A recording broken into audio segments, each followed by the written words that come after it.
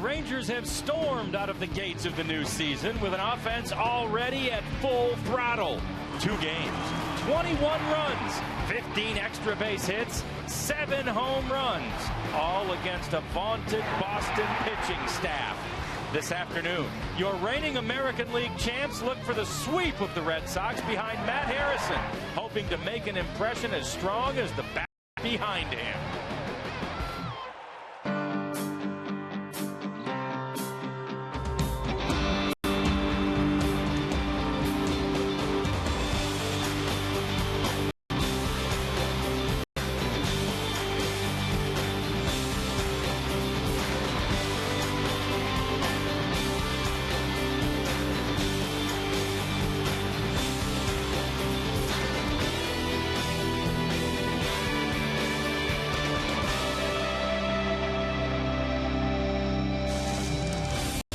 It is sure to be a record-setting weekend here at Rangers Ballpark in Arlington. The largest crowds ever to see the team in the opening series of the season. Another sellout expected today.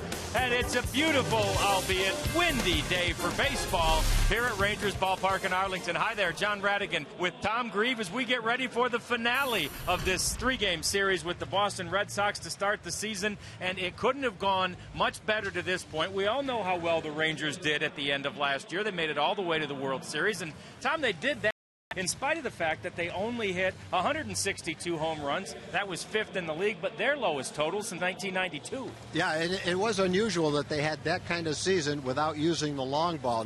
You go back a couple of years, they had the 4th highest strikeout total in the history of baseball. They cut off almost 300 strikeouts last year, and this year they're right on track for the same thing. You mentioned the long ball wasn't quite what it was normally last year. It's back this year. They've hit 7 already in 2 games, but they've combined it with a really nice statistic. They've walked 7 times. They've only struck out 5 times. They're putting the ball in play. In fact, after only a couple of games, they're the only major league team who has walked more than it's struck out. That's a pretty nice combination. That is a nice combination, and their home run total is tops in the majors in spite of the fact that 4 teams have already played 1 more game than what the Rangers have played. But it's a Sunday afternoon, and it's the finale of a 3-game series, and yeah, the fans are excited about it. They're excited about the possibility of a sweep. Kids Day at the ballpark, and guess what?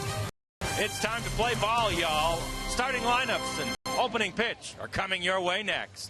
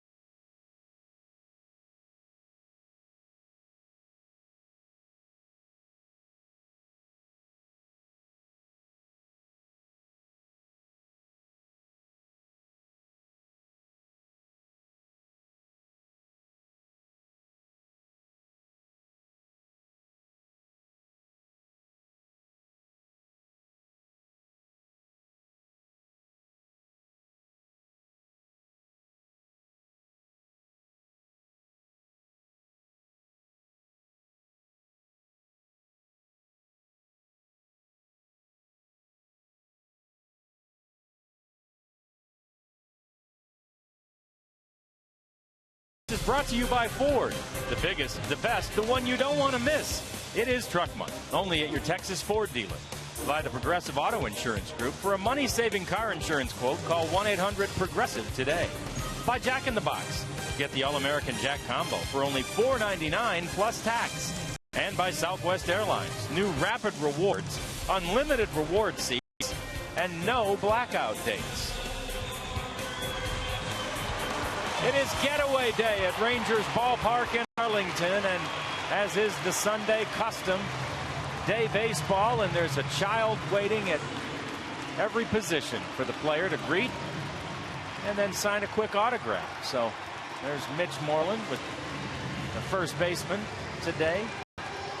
Each kid gets an autograph from one of their favorite players, and then they head back to the stands to sit with mom and dad and enjoy Sunday afternoon baseball. What a great way to start the season for the Rangers, who are off to a 2-0 start and facing the Boston Red Sox today in Game 3 of the 2011 season.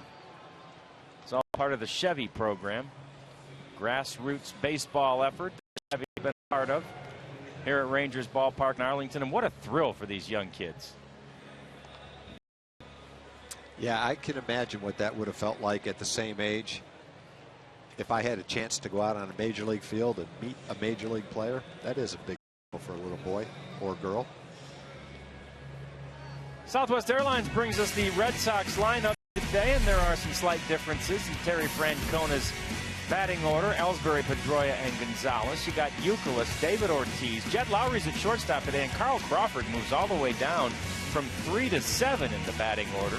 Salty at catcher again for the third straight day, and Darnell McDonald will be the right fielder and bat ninth against the lefty Matt Harrison, who makes his first start of the season. And here's our scouting report, Tom. Yeah, Matt's season last year, 37 games, 6 of them were starts.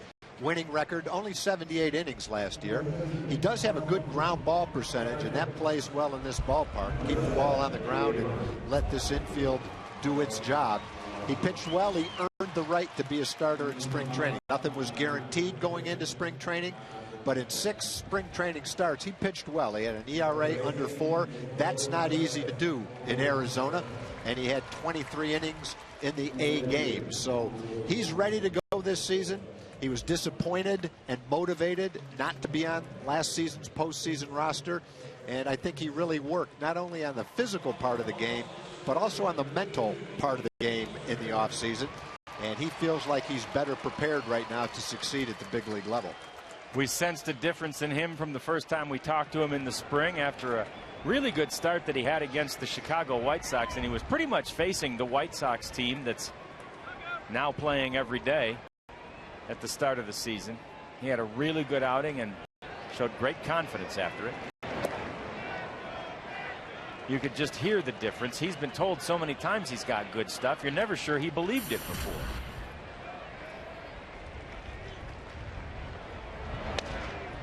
And he jams Ellsbury there. It's slowly hit towards second. Play by Michael Young, who is at second base for the first time since September 28th of 2003.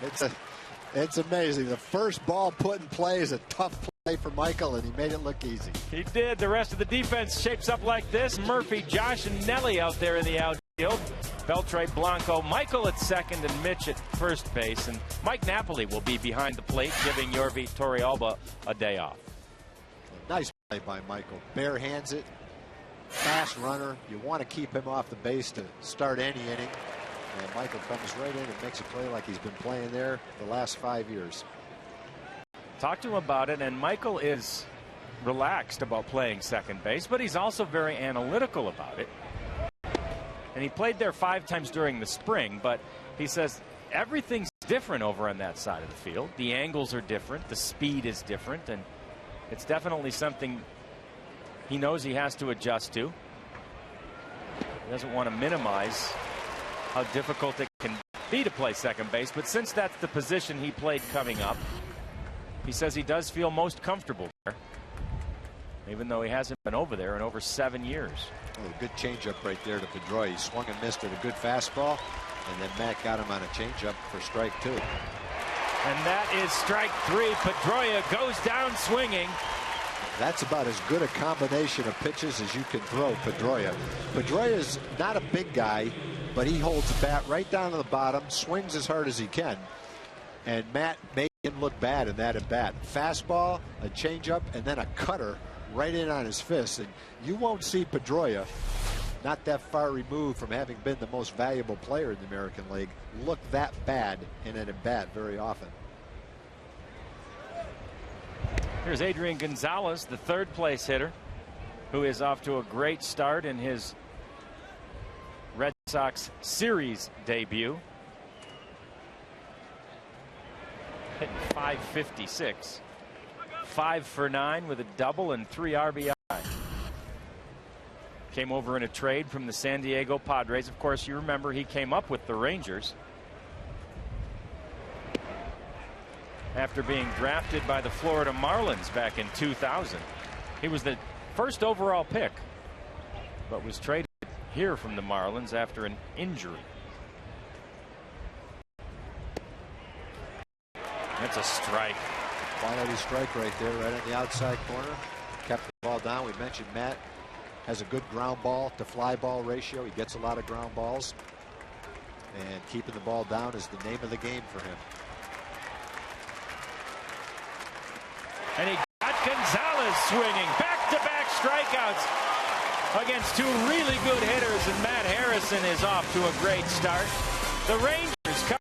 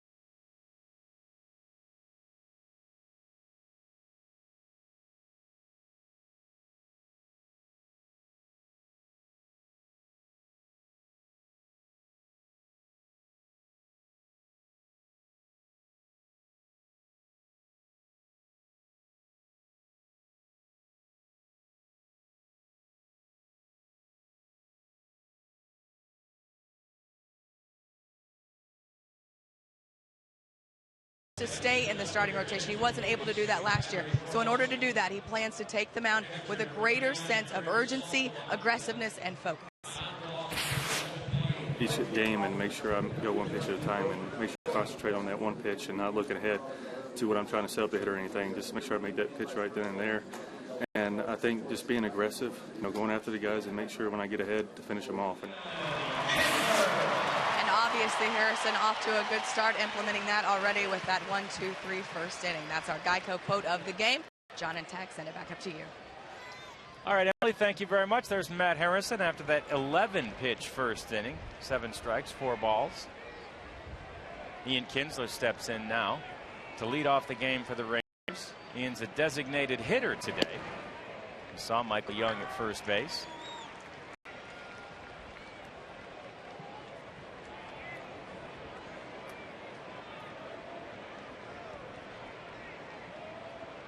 I think I said you saw Michael at first. He's at second base, obviously, instead of Ian. A little low and away from Buchholz for a ball. Ian's hit leadoff home runs in back-to-back games, the only major league player in history to have ever done that at the start of a season.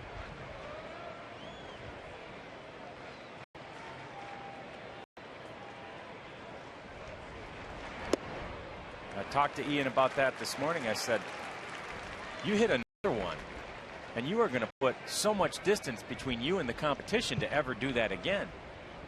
He said, yeah, sorry, Ricky Henderson, in Ian's way. Something Ricky never did.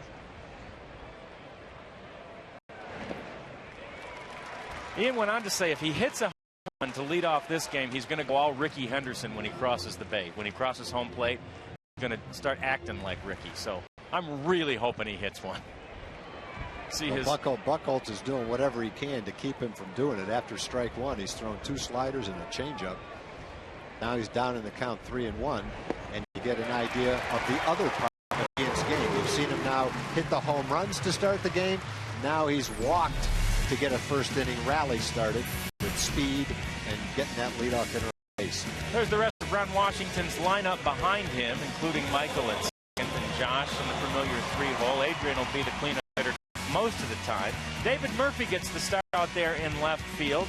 Mike Napoli's first start behind the plate in the regular season, and Elvis Andrus will get the day off with Andres Blanco at the mound, thanks to Southwest for our starting lineup. Here's Michael Young.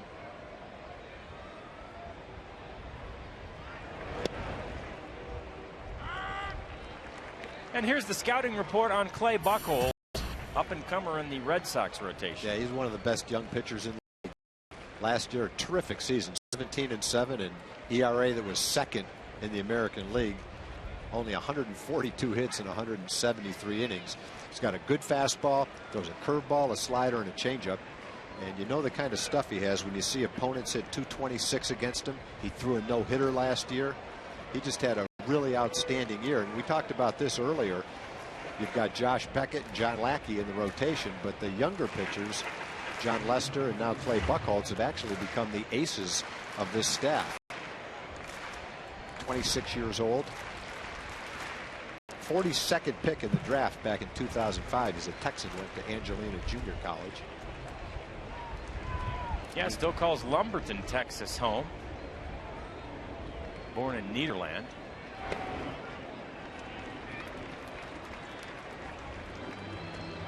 Went to Lumberton High School where he was a pitcher, of course.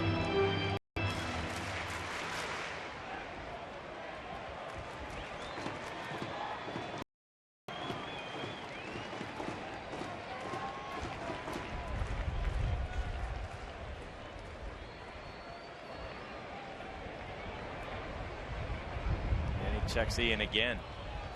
Well, the Red Sox are obviously, after 3 games, very concerned about Ian. He's hit a home run to start 2 games. Buchholz pitched him carefully, a lot of breaking balls, and walked him. And now he's a threat to steal a base, and you can see that kind of disrupting Buchholz's rhythm. He's holding the ball, he's throwing over there, he's stepping off. And it just shows you what we've talked about and what everybody already knows about Ian, all the qualities that he has as a leadoff hitter.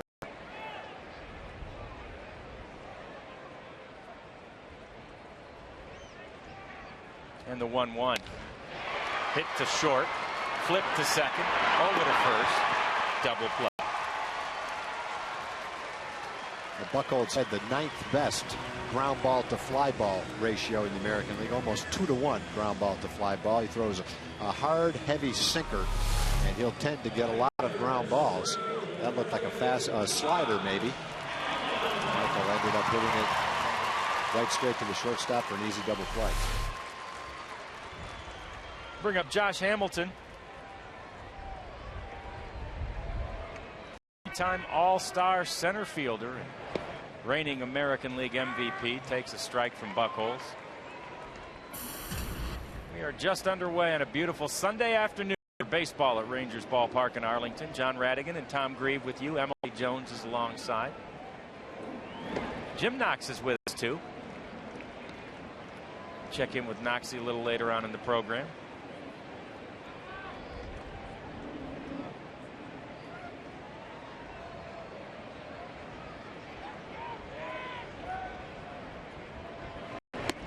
Wave and a miss by Ham there. That was a good cutter by Buchholz.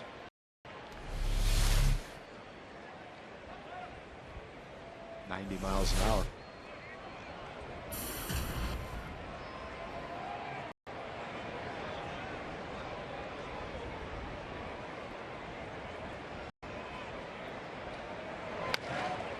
This one is sliced foul and out of play. Nice play by the fan over there. Caught it barehanded.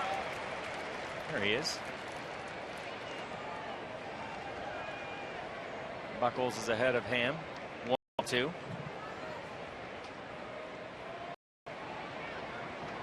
He had a couple of hits. Josh did a stolen base and his first intentional walk of the year yesterday. And this one is popped up and hooking foul. And out of play. 98,502 fans have poured into Rangers ballpark in Arlington already this series. Another sellout crowd today will make it a record-setting opening series. Previous record was set the very first year the ballpark opened.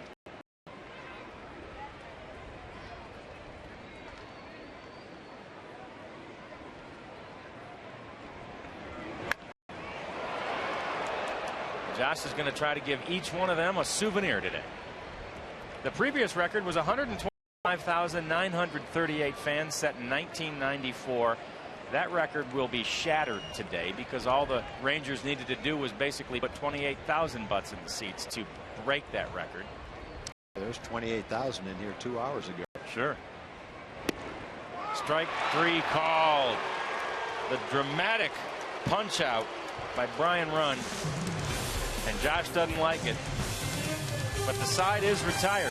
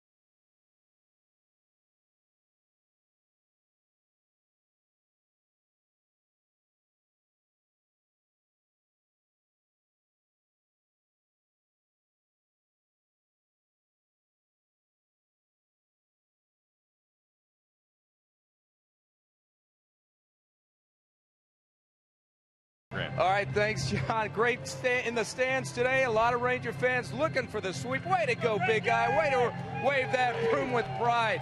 We want to talk about the baseball RBI and junior RBI program. That's right. That is looking to revive the baseball in the inner cities. Ranger third baseman Adrian Beltre, along with the Texas Rangers Foundation, really behind this program, along with Dallas ISD, as well as the Fort Worth Boys and Girls Club. Those who want to get involved, help out, you can do so too.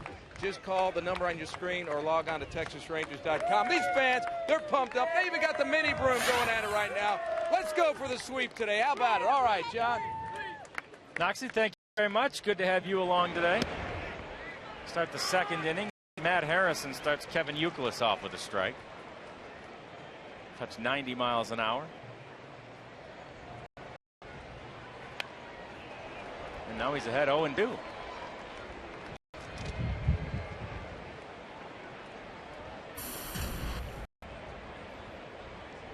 Youkilis, the fourth place hitter in Terry Francona's batting order.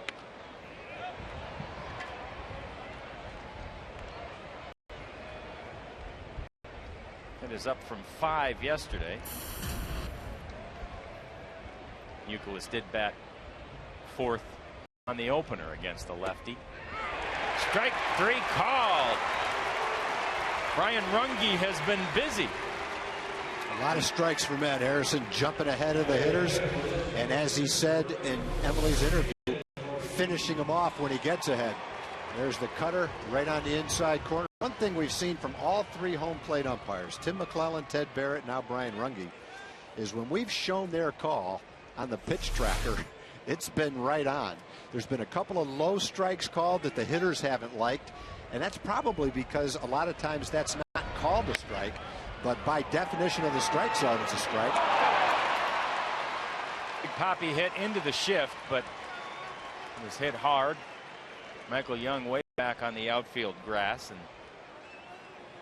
no real play there. The Matt Harrison's numbers from a year ago. Love to see him get ahead in the count, because when he does, the opponent has a hard time getting anything off of him. Strike one so important to any pitcher, but as those numbers indicate, that includes Matt Harrison.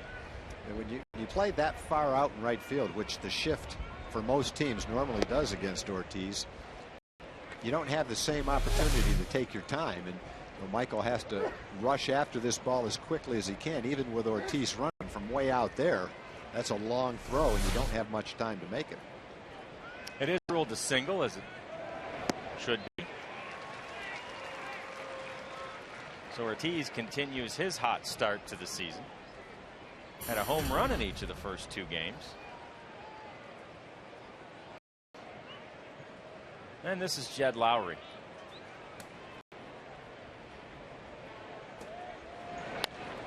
He hits it high in the air. Drifting back is Michael Young. Coming on is Nelly Cruz, and Nelly calls off Mike and makes the play. A good indication of the communication that exists between the outfielder and the infielder. Michael going to have a hard play on that, going straight back. Easier play for Nelly Cruz, who made the call. Michael got out of the way and let him make the catch. Good changeup right there from Matt. So far, so good with command of all his pitches. Cutter's been very effective. He's had a solid fastball that he's kicked down for strikes. A couple of curveballs and several changeups. And on the day, 14 out of his 19 pitches have been strikes.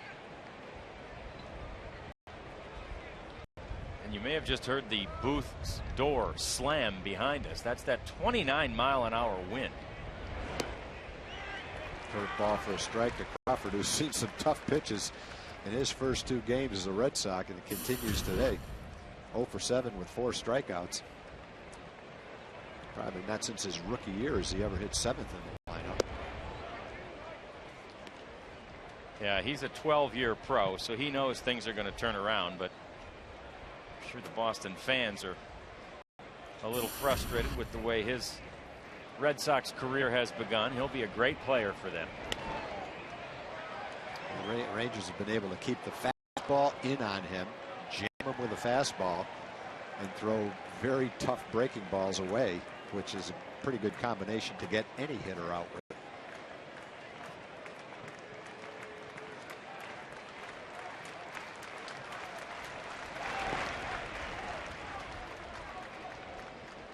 That one evens things up at 2-2. Keeping Crawford off the base paths has been a good thing for the Rangers. He's got so much speed. Loves to work the base paths and steal bases. And that one is a fair ball right on the line, and the first hit as a Red Sox for Carl Crawford comes when he's batting 7th. It wasn't pretty, but he'll take it. Just a huge shot inside the third base bag.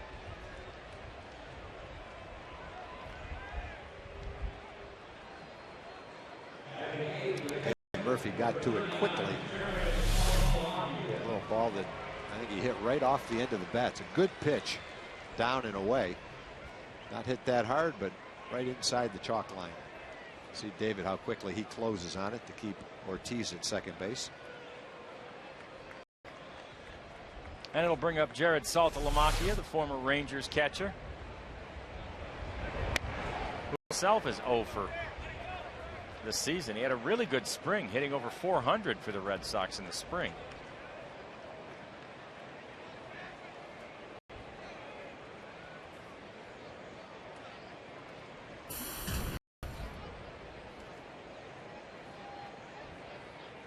career low 12 games in the majors last year, split between here and the Red Sox. He did reach base in 10 of 30 plate appearances a year ago.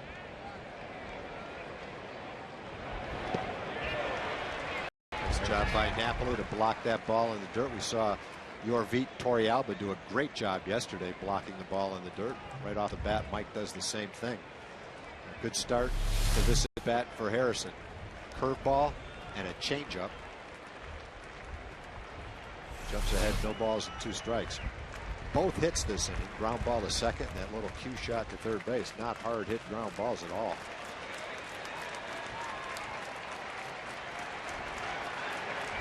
And the 0-2. Just outside. That'll make it 1-2.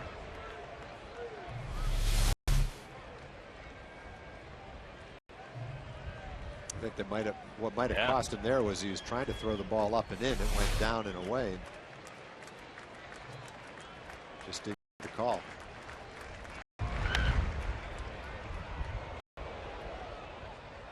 Another foul by Salty there. Opening day hero from a year ago for the Rangers. Had that walk-off RBI single. I actually saw his championship ring in the Rangers clubhouse today. John Blake was carrying that around, and we were marveling that they were able to fit all 14 letters of his last name on the ring. Saltalamacchia was engraved in gold. Strike 3 called. Pounded it in right on the inside corner. Good start for Matt Harrison. Great start. They leave 2 stranded. Matt Harrison is off and running. The Rangers coming to the plate in the bottom of the second.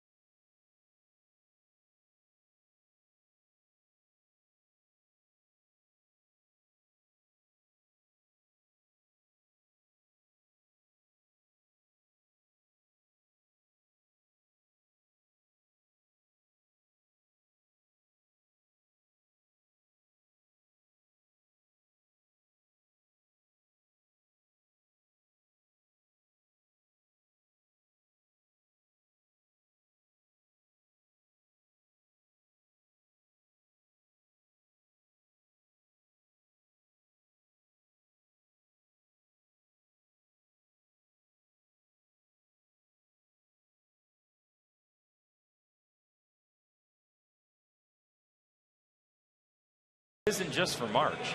Opening week continues when the Rangers host the Mariners tomorrow through Wednesday, and you can pay the day. Get upper level tickets on April the 4th for only $4, $5 on April the 5th, and $6 on April the 6th when you buy your tickets at texasrangers.com/madness today.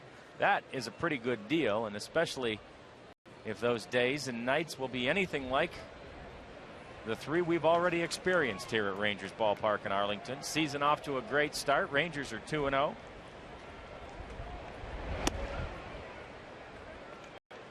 And now trying to get to Clay Buchholz, who had a 15-pitch first inning. He threw 9 strikes and 6 balls.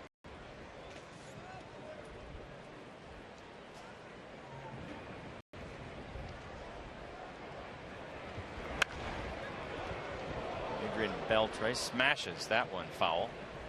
It's the 12th time in club history that the Rangers have started the season 2-0. the modest 2-0 start represents the best start since back in 09 when they were 3-0. They took 3 straight from Cleveland to start the season that year, but then lost 5 in a row and didn't have a very good April.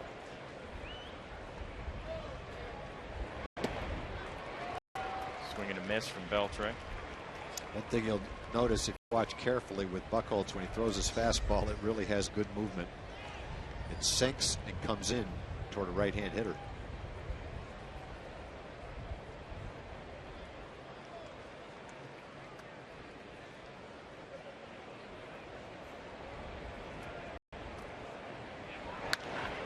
Swing hit on a line to the shortstop.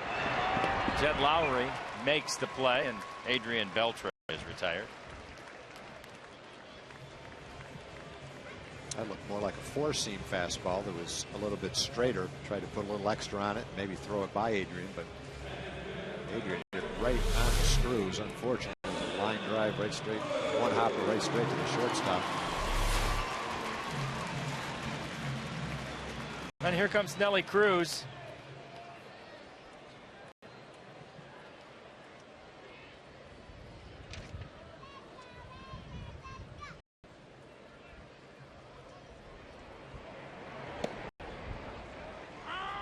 Had a home run in each of his first 2 games this season, and in 3 of his last 4 against the Boston Red Sox.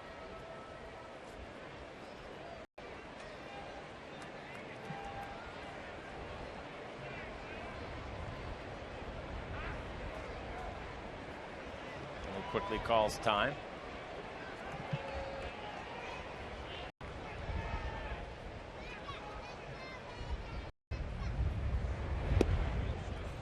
And we show you the Ford leaderboard, and it's the Rangers' career averages against the Boston Red Sox. And lo and behold, look who's on top of that leaderboard. It's Nelly Cruz with that 425. Julio's pretty good. Josh and Mitch Moreland. And Nelly's have come in 23 games against the Red Sox. That 425 average. 23 games. And it's his highest against any opponent.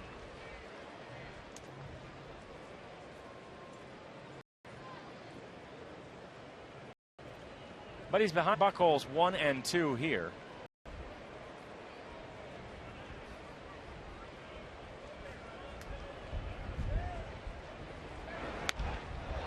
He slices this one into right field. There to make the play, though, is Darnell McDonald. And there are 2 away for David Murphy. And just showing Nelly the fastball in that at bat. Change up, a couple of curveballs. He has a really good changeup, really good curveball. Made the All-Star team last year. He had a terrific minor league record. 31-14, an ERA in the mid-2s. Took him a little bit of time to translate that to the big leagues. Had a couple of opportunities. He really blossomed last year. Yeah, he had a 10-4 record in the first half as Murphy waves the first pitch from him. And that got him to the All-Star game, although he didn't get to pitch in Anaheim a year ago. The Midsummer Classic.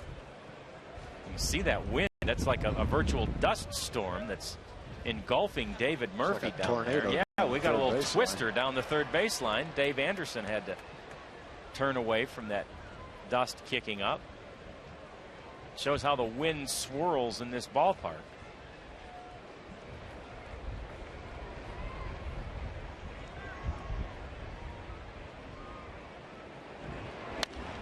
David Murphy hits this one high and deep to right field.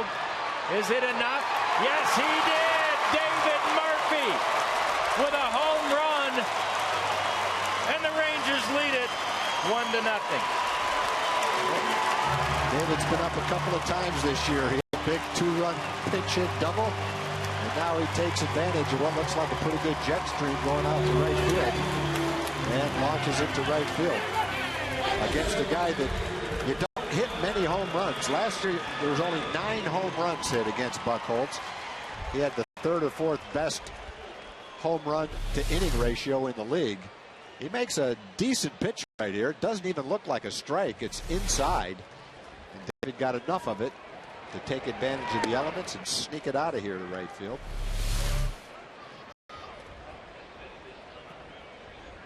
8 home runs on the season already for the Rangers. Season that's only 2 games and 2 innings old. Not even 2 full innings yet. And it's the catcher Mike Napoli slicing one into right field. Coming on to make the play this time is McDonald. And the side is retired, but David Murphy gets the Rangers on the board. A home run to the seats in right. There's your Lone Star long ball for David Murphy.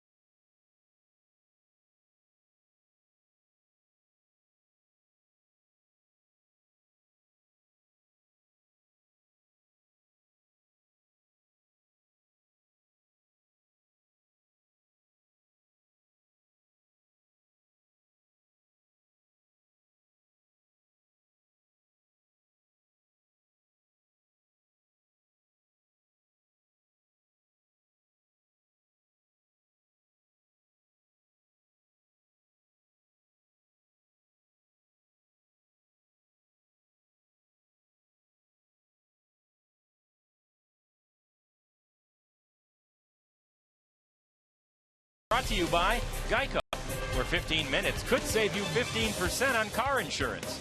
And by AT&T. Get the 3rd inning underway with the 9th place hitter, David Murphy, out there in left field today, and has already accounted for the only run of the game. After his heroics on opening day, where he had the 2-run double that broke a 5-5 tie. David gives Matt Harrison a little bit of a cushion. Another quality pitch strike. Matt doing a nice job of getting ahead of the hitters and keeping the ball down and using all his pitches. Pouring one strike in after another right now. Those numbers were so dramatic when he starts with a strike. Just lets him use all his pitches rather than get behind and kind of be locked into a fastball.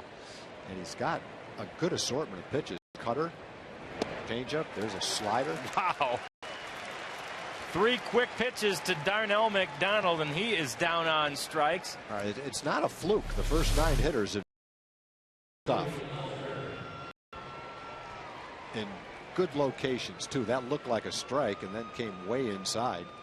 And Matt's had, through 2 innings and 1 batter, all his pitches. Curveball been good. Changeup's been good. Cutter, slider, everything's working right now.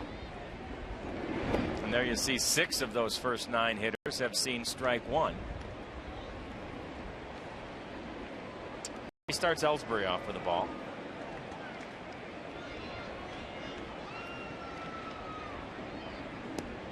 Jacoby grounded out to second base his first time up. Ellsbury, the first Native American of Navajo descent to ever make it to the major leagues.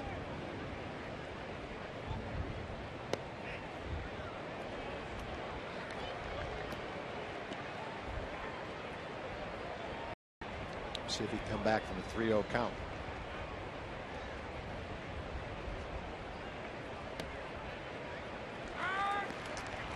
Got one there with the take on.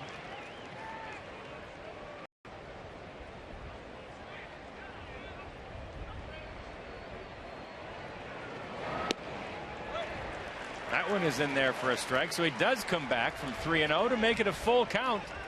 It's 3-2 to the leadoff man.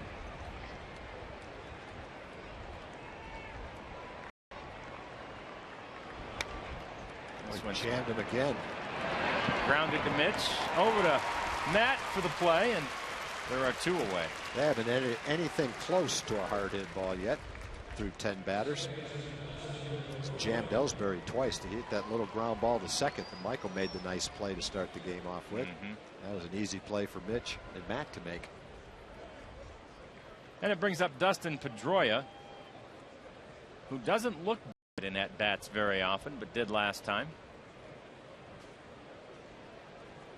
I think Pedroia is an amazing hitter. You just don't see guys his size hold the bat right down to the bottom and swing for the fences, and he has really good bat control. He doesn't strike out very much, uses the whole field, has his share of power to go along with it too.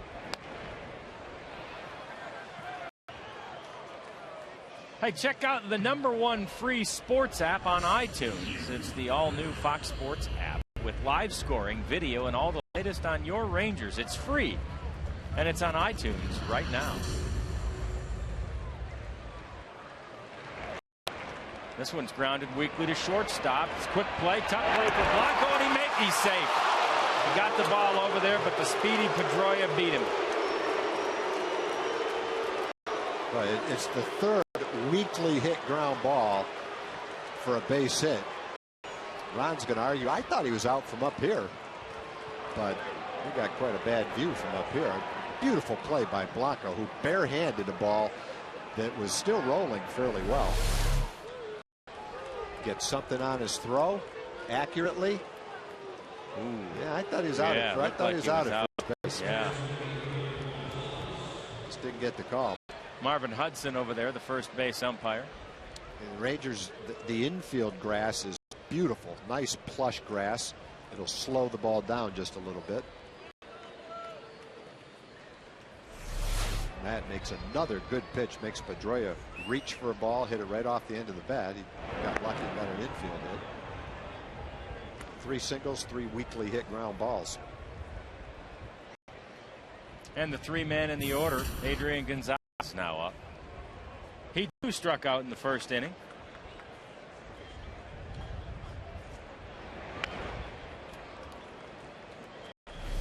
Look once again at the play by Blanco.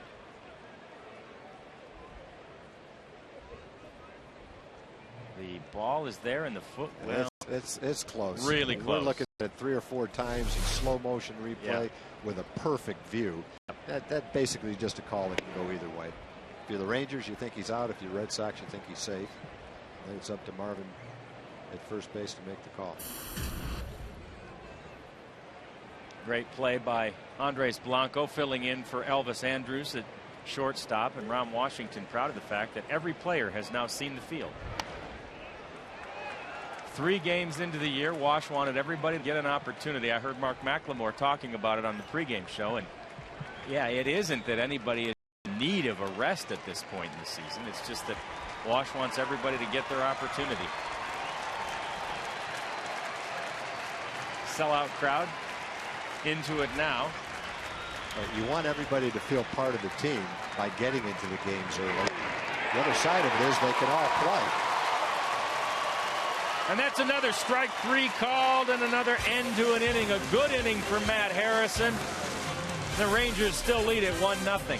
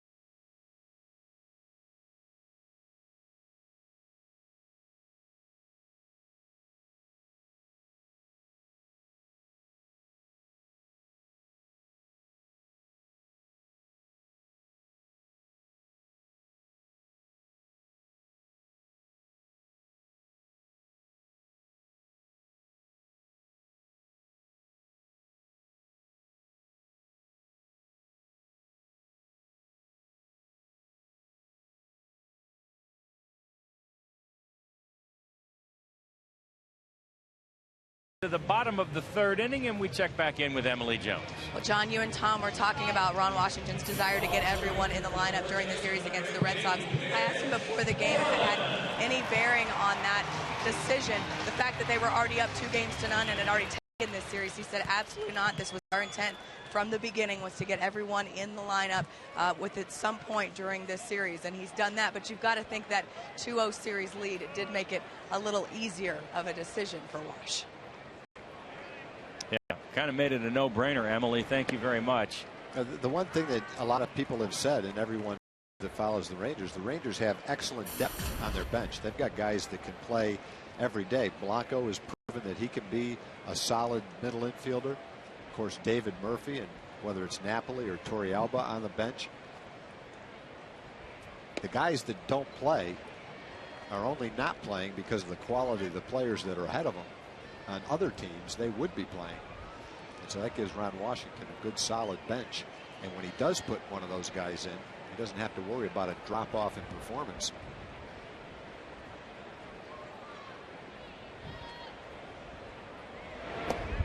Mitch Moreland takes one inside from Clay Buchholz. Buchholz only threw 12 pitches in the second inning after a 15-pitch first inning, but one of those 12 was deposited into the seats by David Murphy. And Clay is in a 1-0 hole. And Mitch Moreland hits this one hard toward right field, but right at McDonald. And there's one away. We talked about Buchholz last year only giving up 9 home runs. He also had 9 starts out of 28 where he didn't give up an earned run. And in 17 of his 28 starts, he gave up 1 earned run or less. Shows you how consistent he was all season long. Pitched deep into ball games with quality stuff, got a lot of ground balls. Last year he wasn't a huge strikeout pitcher, although he was in the minor league. He's got the kind of pitches that can strike you out, but with the movement that he has on his fastball, he can get a lot of weakly hit ground balls and be successful that way. Andres Blanco hits this one high in the air. It's hooking foul and out of reach, just out of the reach of Jed Lowry. On a day with the winds blowing and swirling like this, it's not a fun day for the fielders trying to track down balls hit in the air. Yeah, it is seriously windy today. It looks like one of those days where the ball, if it gets way up in the air, the wind is going to affect it the way you see the flags blowing. But if you keep it down below that, it should have that wind tunnel effect in right field. And it appeared that the ball David Murphy hit was a ball that was 4 or 5 inches inside.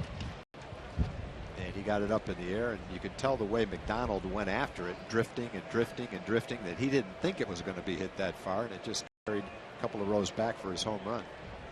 Yeah, I only thought that one might be a little too high to experience the positive effects of the wind instead of the negative, but it stayed just low enough.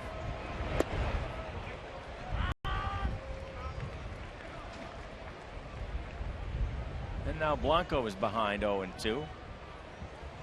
Well, both pitchers have had good stuff, and both pitchers are making good pitches too, keeping the ball away from the middle of the plate.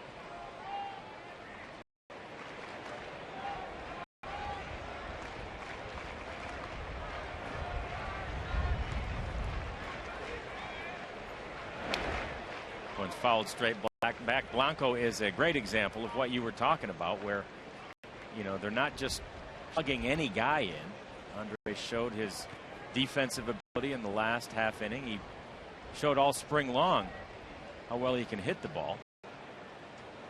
Had a team high 27 games in the Cactus League. He played a lot in the spring.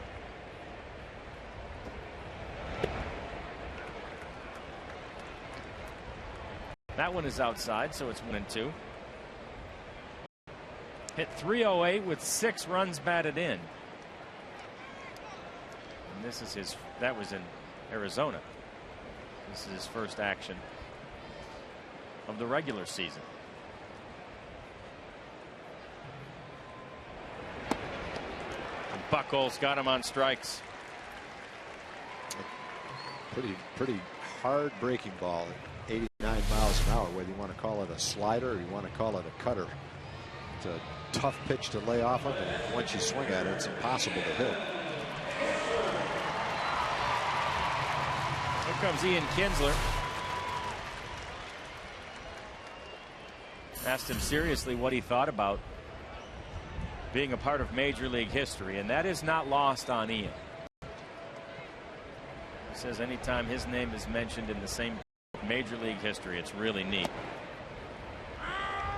Asked him if Cooperstown or anybody had called for his bat after he set a Major League record with leadoff home runs in back-to-back games to start the season. He says they better not call. I'm not giving this bat up.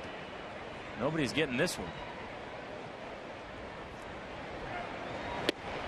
Ian figures there's still some hits left in it.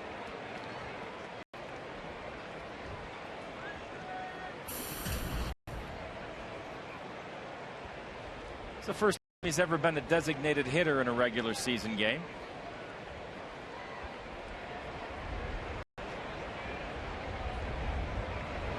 That's one of the benefits of having Michael as kind of a super utility guy. It's a good way to get a guy at least partial rest by not having to play in the field and only hitting. And you can do it with anybody you want. Beltre, Elvis, Ian. It's a nice way to get a partial day off. And strike there, and we take a look back at the leadoff home run on opening day. Ian Kinsler against the lefty Lester, and then against the righty Lackey to lead off yesterday's game. Buchholz made sure he didn't throw a fastball anywhere near the middle of the plate. And Ian turns on this one. Not a leadoff home run, but yes, he did. Again, Ian Kinsler, a home run in 3 straight games, and there were hits left in that bat. And he made sure he didn't throw a fastball for the hit, but he hung a breaking ball, which is probably just as good, if not better, than a good fastball. The hit's not going quite as fast. Ball stayed up, ball caught the plate. And next thing you know, the fan caught the ball. At Lester's game is the first time he'd ever given up 3 home runs in a game. Buchholz only gave up 9 home runs in 177 innings last year, and he's given up 2 already in 3 innings today. There's a hanger right down the middle of the plate. Hanging slider, it looked like it.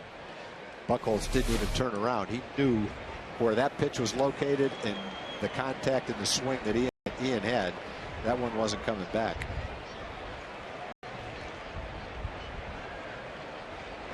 You just have to feel if you're a Red Sox pitcher right now, you just can't make a mistake. And it doesn't matter who's up there. Especially not if Ian's up there. Michael is retired 6-3, but Ian Kinsler hits a home run in his 3rd straight game, and the Rangers lead it 2-0 after 3 innings of play.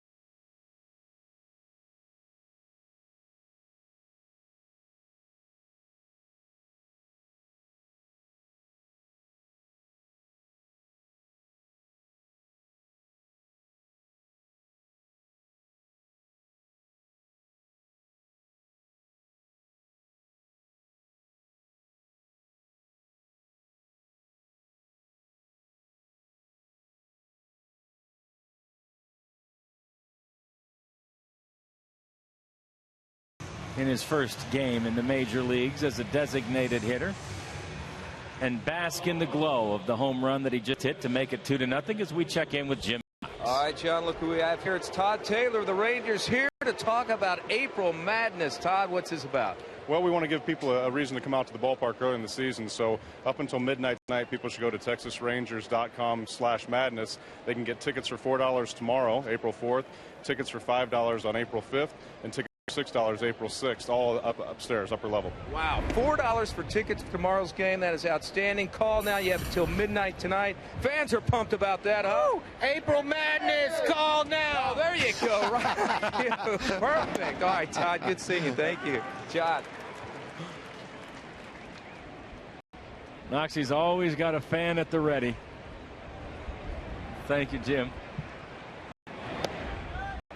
Kevin Youkilis now against Matt Harrison. Matt's at 48 pitches now. He was at 45 through 3 innings.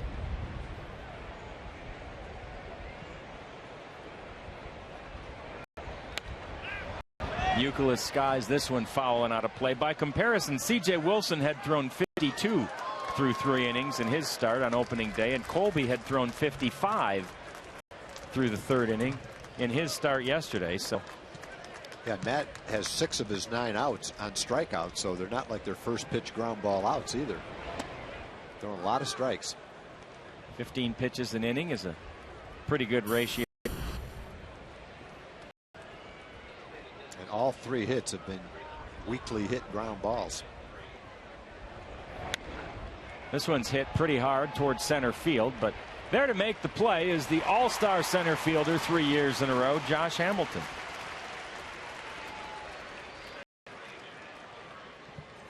And it'll bring up David Ortiz.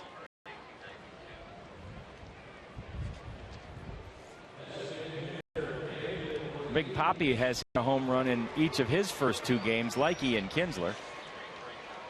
And it's the first time in David Ortiz's long and storied career that he's hit a home run in his first 2 games of the season.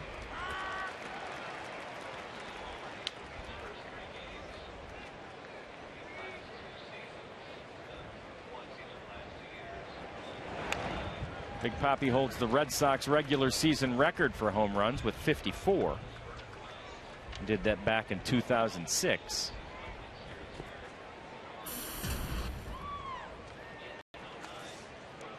But he shows no signs of slowing here. 2 years ago, David hit his first home run on the 20th of May.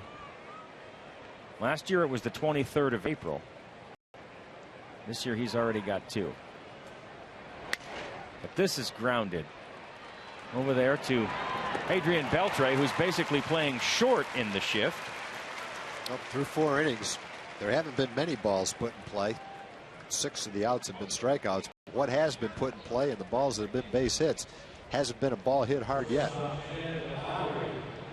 No. Youkilis's liner out there to Josh was about the closest thing they've come. Yeah. That was a solidly hit lazy fly ball to the center, but you're right, that was the only thing close. Brings up Jed Lowry.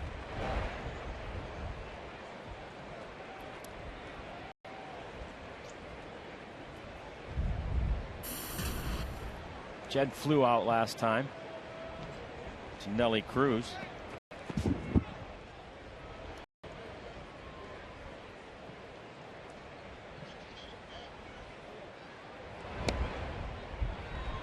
And he is ahead 2-0.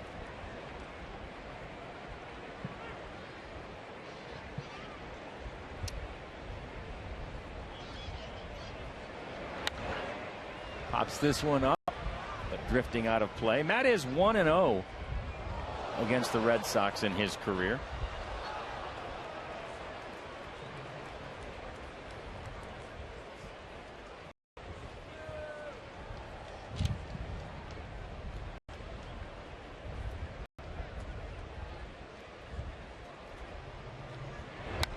And this one is skied into right field. Nelly fighting the wind and makes the play. And the side is retired. 1-2-3 go the Red Sox. The Rangers lead it 2-0. We're headed to the bottom of the 4th.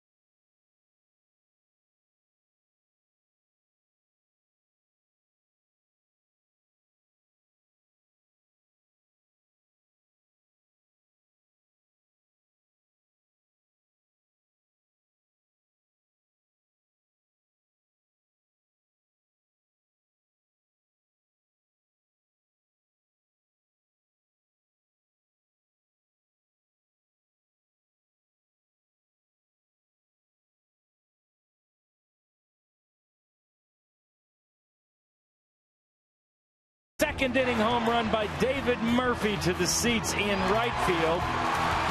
And then a third inning blast by Ian Kinsler, his third in as many days.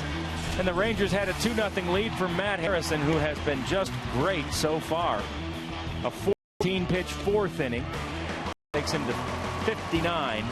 That's less than 15 pitches per inning for Matt Harrison, who is off to a great start and has a 2-0 lead.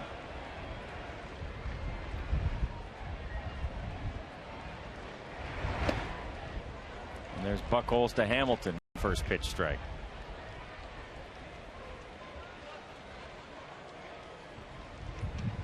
Josh is hitting .421 in his career against the Sox, so not too far behind Nelly's .425.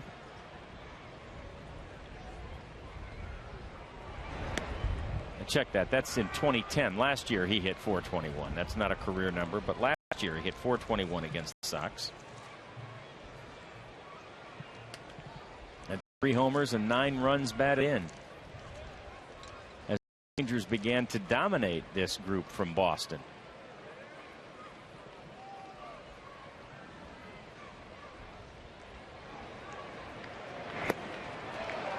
Josh goes down on strikes there.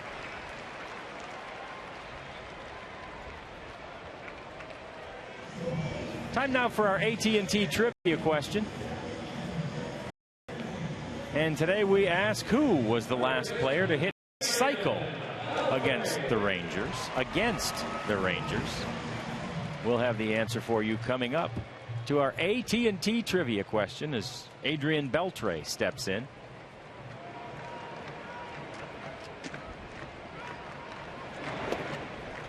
Grounded to the shortstop his first time up. John, I know one of the perks of being a broadcaster you found out early is the nice amount of suites we have sent up here. Love it. Love it. Well, we had a couple of nice batches sent up today as well. They didn't last very long. Julie and Jim Darien from Dallas sent over a great batch of chocolate chip cookies. Julie and Jim have been fans since 1972. First year the Rangers were here. Shirley Coast, our cookie lady, #1 cookie lady, sent us up her batch of pineapple cookies with maple frosting. Both delicious. I had to sample both varieties of cookies. Cookies are my weakness. And I love what Shirley put in her note about the her seat now. Yeah. She had her own seat at the ballpark, season ticket customer, and on it says the cookie lady. Because after all, if you hear the cookie lady, you know who it is. You know exactly who we mean. Really is only one cookie lady. Shirley even made him at spring training when she didn't have an oven in the hotel suite that she was staying in, but she can make cookies even without the benefit of an oven. As Adrian Beltre turns on this one, hits it high in the air and into foul ground. It's coming back in from the wind, and it's a caught. It's an out. Nice play over there by Carl Crawford. That ball looked like it was going to be 10 rows back. And so that must have been the effect of the wind coming in and blowing back out, because if you look at the flags, they would show that it should have blown that ball foul. They're blowing toward foul territory. And it looked like it was going that way until it got below the wind, and then the wind effect blew it back toward the field. Crawford was able to catch it. Great concentration by Crawford there, with a lot at play. The wall, the tarp, the fans, and trying to track down the baseball. So the Houston native, pretty good job on a windy day here at Rangers Ballpark in Arlington. Here comes Nelly Cruz. Nelly hits this one hard toward Crawford. That's a little easier play for him. And the side is retired. 1-2-3 go the Rangers this time, and it's 2-2.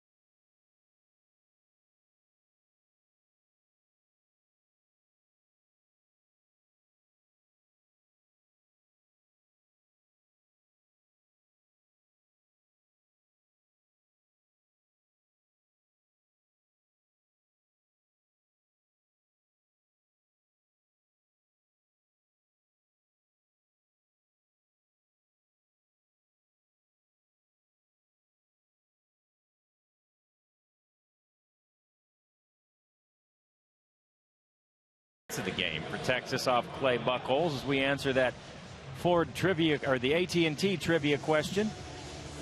Who was the last player to hit for the cycle against the Rangers? Sometimes we give you hints.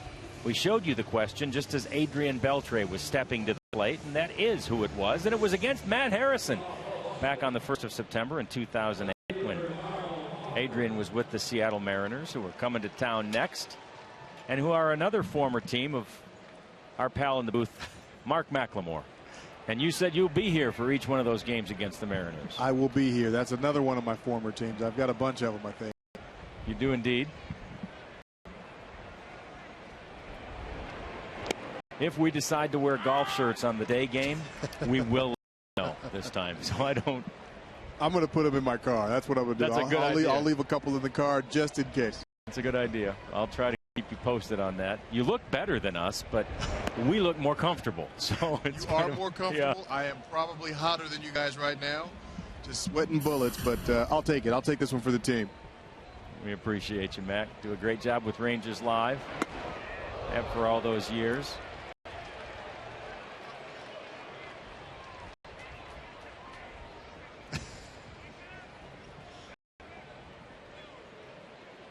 Kyle Crawford now with a 2-1 count against Matt Harrison, and that one's in there for a strike. Harry's looked awfully good today, Mac. He has looked extremely good. And you look at, just this pitch sequence here. He brushes Crawford back with a fastball, then goes away and hits the outside corner with a fastball. And he's learning how to pitch, and that's what he's going to have to do in order to stay here and stay in the rotation. Is not just throw the ball with his good stuff. He's got to be able to pitch, and especially on days when he doesn't have his good stuff. Strike 3 called. Well, Crawford acted like that wasn't a strike. It looked like it split the plate. Well, after getting buzzed back, he had absolutely no chance after that, and sometimes that's what it takes. Being effectively wild is what I like to call it. You don't necessarily have to hit a player. You just brush him back. Use that inside part of the plate. 2, 3, 4, 5, 6 inches in. They'll get out of the way, and if they don't, they'll get out of the way next time. So you use that inside part of the plate to open up the outside part. 7th strikeout of the game for Matt Harrison. This one's grounded weakly right back to him, and he can't quite make the throw. Just didn't take his time, and Salty is safe at first. That's too bad. You throw 65 pitches that the catcher can catch, and then you have one to throw to first base and pull him off the bag. That's disappointing, and what Matt has to do is regroup. Don't let it bother him. Just regroup and come back at the next couple of hitters. Made a good pitch to get Saltalamacchia to hit it right off the end of the bat. The next one is Darnell McDonald, 9th place hitter in Terry Francona's order.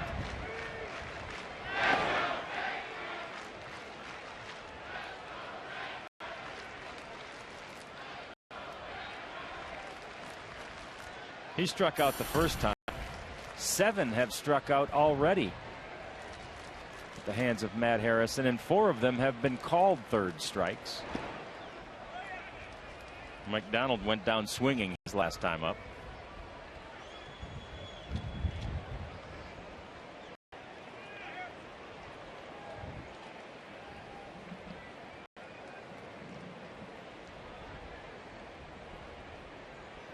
Saltalamacchia, just the 4th base runner for the Red Sox today.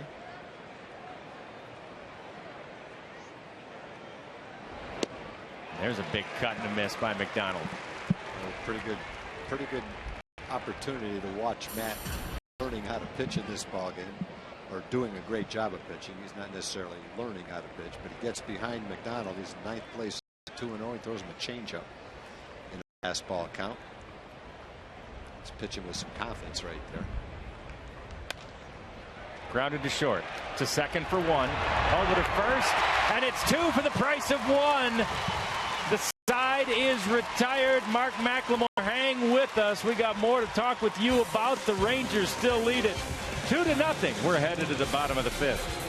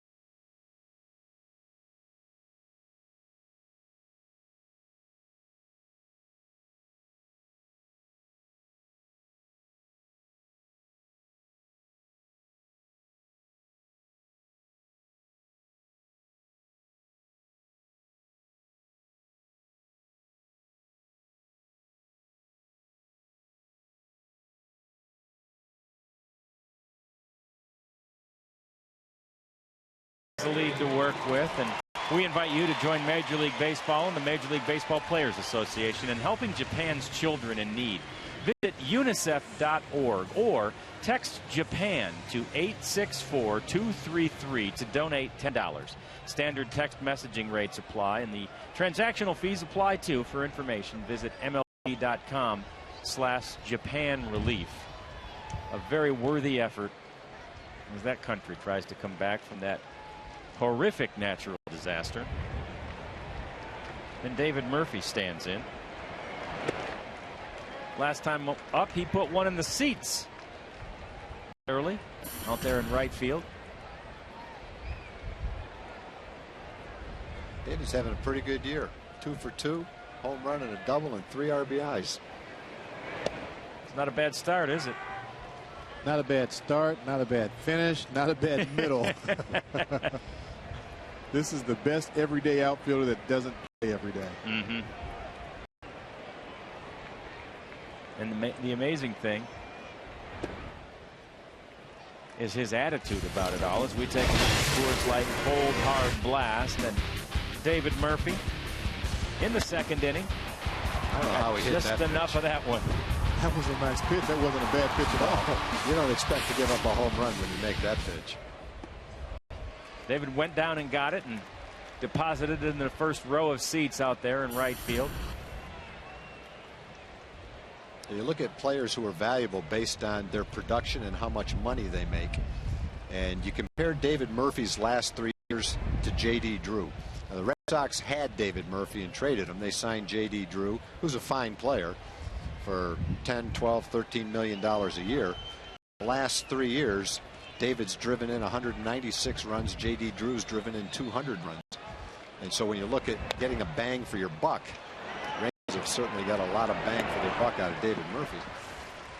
First out of the season for Murph right there as Pedroia makes the play.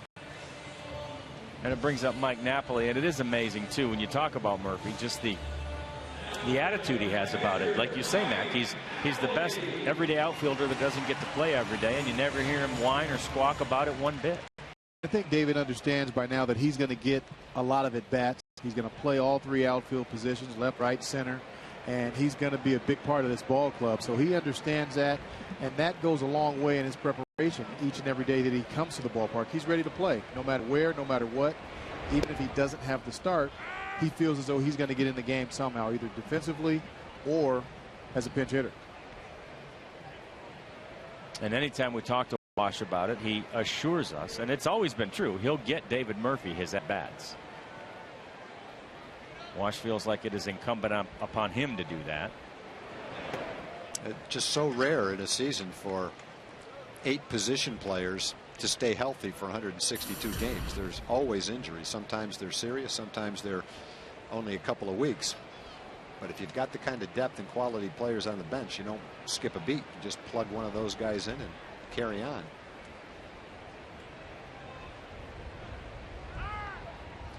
Tag, I think this is probably the deepest bench that the Rangers have had in an awfully long time. They've got guys that can play every day for other ball clubs. Yep, they've only got 3-man bench, but all 3 of the guys, whoever's not playing, are everyday players. That's exactly right.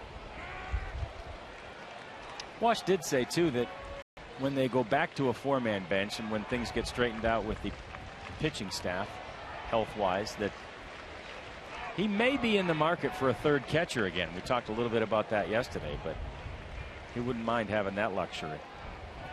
Well, if he is, he's got a couple of good guys to choose from. Kevin Cash is a veteran player with big league experience, and Taylor Teagarden is a young developing catcher who's had big league experience and really threw the ball well in spring training. He made about 5 straight throws right on the money to get base stealers.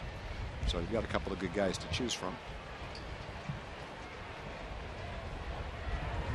I don't know if you guys saw the highlights, but I was happy for Matt Trainer. He had a couple of great plays at the plate, had a base hit, big base hit. Such a good guy.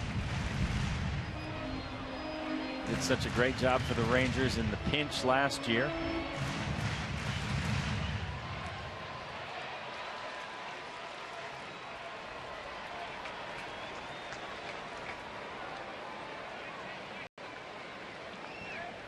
Kansas City's ahead of the Angels again today. 5-3 in the 4th inning.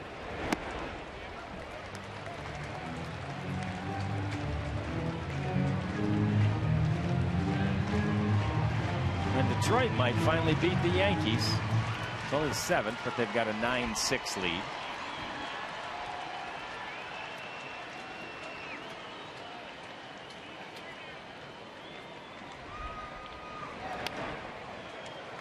Another one sliced foul by Napoli. John Radigan with Tom Grieve and Mark McLemore in the booth as the Rangers play in the finale of a 3-game set against the Red Sox here. 2-0 lead in the bottom of the 5th inning and a full count to Mike Napoli. The wind distracts Clay Buchholz for a minute, I think. How much does all that debris affect you out there, Mac? It can really bother you. It really bothered me when the wind would just blow in my eyes and kick dust up. Napoli puts a charge into this one deep to left center field. Did he? Yes, he did. His second home run in as many games. Mike Napoli gives the Rangers a 3-0 lead.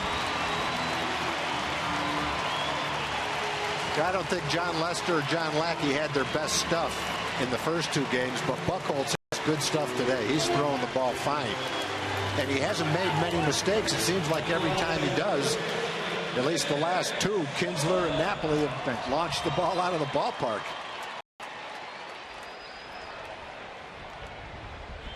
You look at that. We were talking about depth a minute ago. Yesterday, you've got Torrealba in. He puts a ball in the seats. You've got Napoli put a ball in the seats yesterday and then again today. That's the kind of punch that this Rangers ball club has just coming off the bench. I think Blanco's probably the only one that doesn't have that kind of ability that can come in and pinch hit and hurt you. And when you've got a bench that can do that, you're a very dangerous ball club. I mean, you know, you're going to have situations where you're going to need to pinch hit on occasion. And just to know that, you know, when you make that, or when Wash makes that call, that guy coming up there is probably a guy that can reach the seats. Yep. That one's grounded to first base. Taking it himself is Gonzalez. With Andres, he may not reach the seats, but he's going to swing and try like he is. Boy. He will. He doesn't go up there and try to slap the ball to left field. He's taking a healthy cut. He does not get cheated. Well, and what's nice about having that kind of depth is that later in the year, when the days off are needed, you don't feel like you're robbing the lineup of its power. That's Jim Knox right there. Oh, you're kidding. He had his mic in one hand and reached up with his left hand. Look at Knoxy. That's going to cost him. He got it from you, Knoxy. He got it from you. Stole it away. I had it in my sight the entire time. This guy just took it right out. Good catch. Good catch.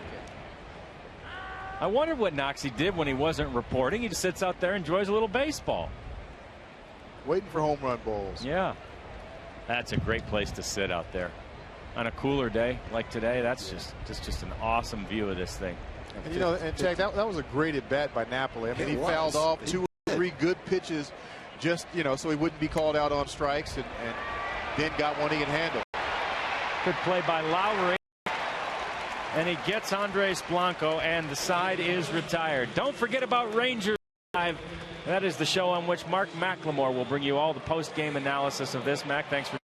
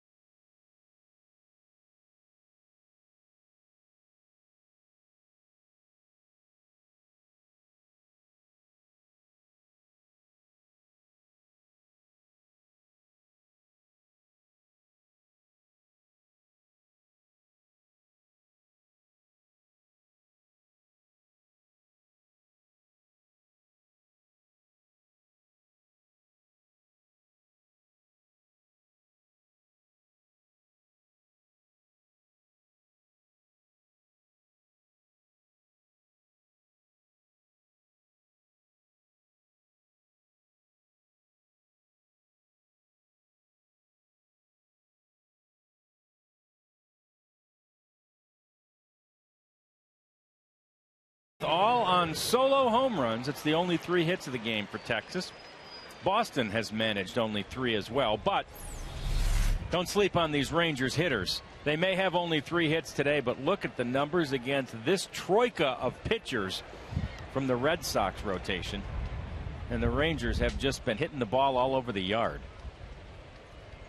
We talked about Buchholz several times today. Last year in 177 innings, he gave up 9 home runs. He's given up 3 in 5 innings today to the Rangers.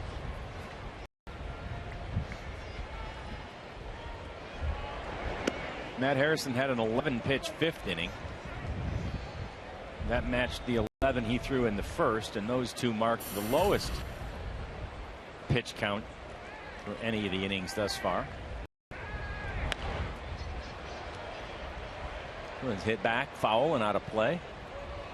Kind of in our neighborhood up here.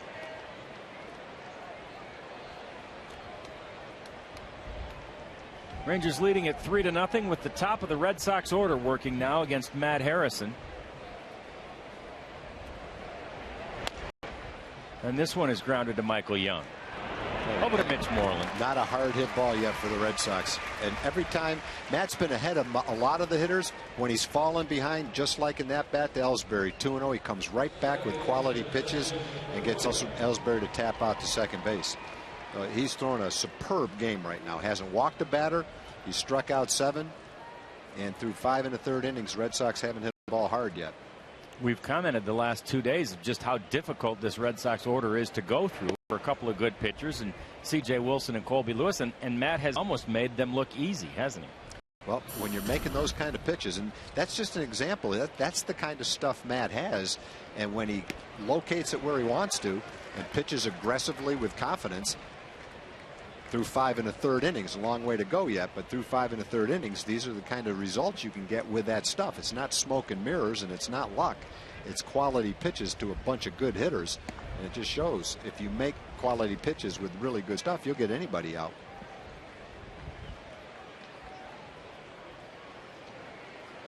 Still throwing hard, 92 miles an hour. Change up right off the end of the bat. Beltre makes the play, and Pedroia is retired. I think that's the key to Matt's success today, too, is he doesn't have to just rely on the fastball to throw a strike. He's thrown his changeup very effectively today, especially when he's been behind in the count. And he's gotten good hitters and made them look bad. And here comes another good hitter. Adrian Gonzalez is up next, the 3rd-place hitter, who has struck out both times against Matt Harrison, once swinging, and the last time in the 3rd inning he struck out looking. That after getting 5 hits in his first 9 at-bats as a Red Sox. Came into the game hitting .556, and he takes a strike.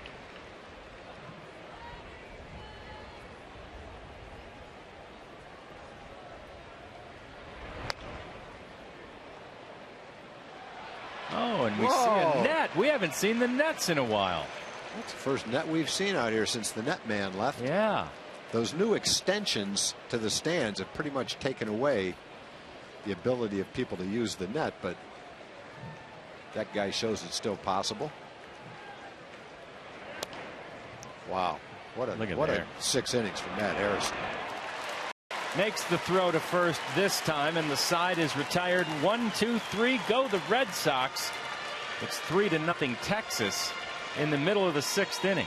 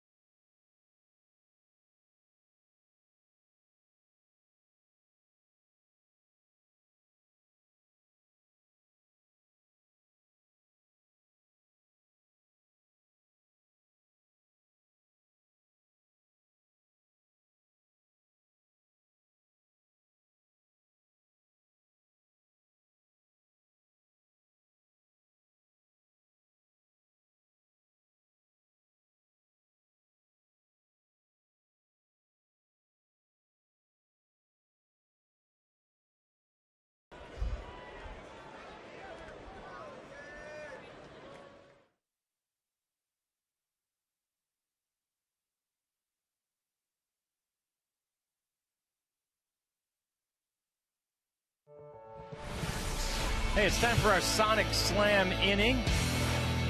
And tonight the jackpot is worth $100. Betty Stevenson from Waxahachie will win $100 and dinner for two at any Sonic drive-in. If a Ranger hits a grand slam in this, how about $25,000? You can register at any North Texas Sonic restaurant as Ian Kinsler steps in, having already hit a home run. Having already hit 3 for the season.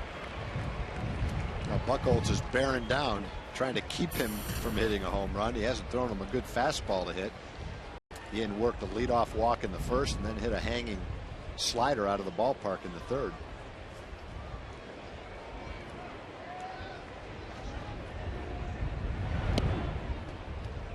And Ian draws a walk, his second.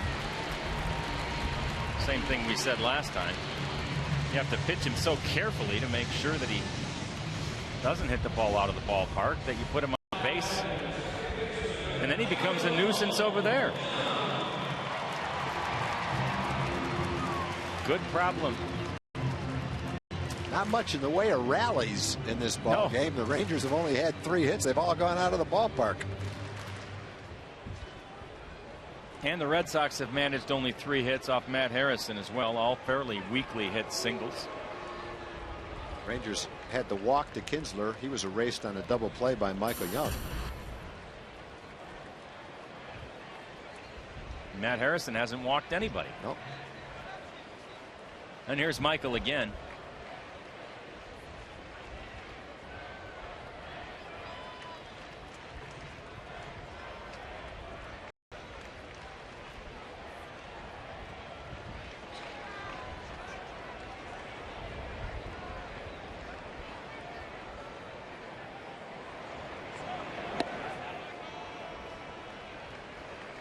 That one's a little outside.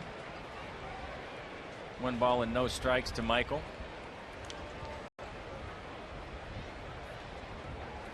Nobody in this sellout crowd is even thinking about taking off. The "Let's Go Rangers" chant moments ago. The largest opening weekend at Rangers Ballpark in Arlington since the very first weekend here. That weekend we drew 125,000 fans, but we've never sold out all 3 games of the opening series of a season. Yeah, this is going to be between 145 and 150,000. Yeah, it'll shatter the record that has stood since 1994.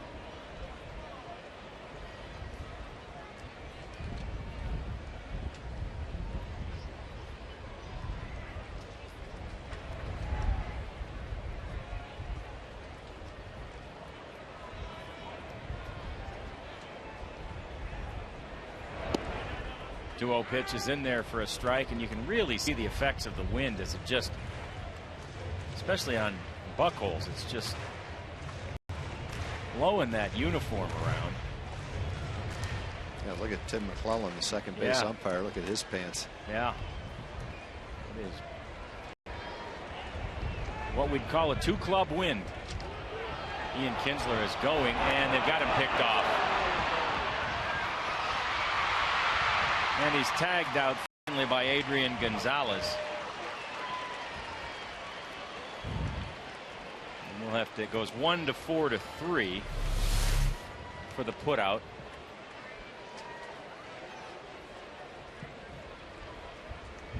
Good job communicating by Salty. He saw it happening and got the word to Buchholz to turn around and throw the ball. And so Ian is erased again after a leadoff walk.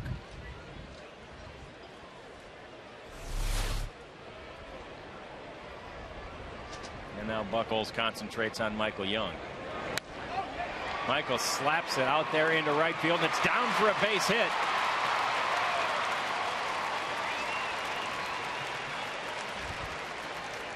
As we check in once again with Jim Knox, who was robbed earlier. Knox. Oh, yes, I was robbed, John. I tell you what, Ranger fans are excited about the possible sweep. Also excited about tomorrow, because every fan coming through the turnstiles will receive this American League Championship replica ring, just like the Rangers players received yesterday. Come on out, okay? Johnson Pedroia looking like right here. He even chomping at the big to have one, but we're going to hand it to the little guy. Way to go, guy. Ready? Let's go, Rangers!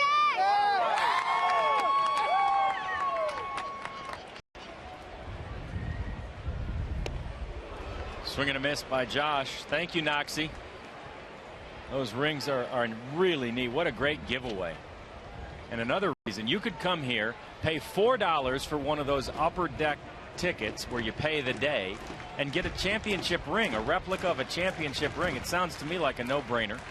Rangers Ballpark in Arlington, the place to be tomorrow, as it has been all weekend long. Texas leading this one 3-0 against Clay Buchholz and the Boston Red Sox, and the Rangers have a chance to sweep Boston right out of town.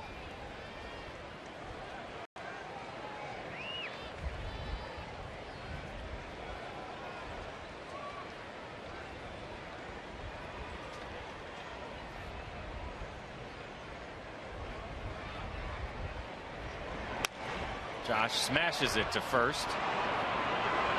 Force out is made, and now they'll have to tag Michael Young, and they do, so it's an unconventional double play, but a double play just the same, and the side is retired.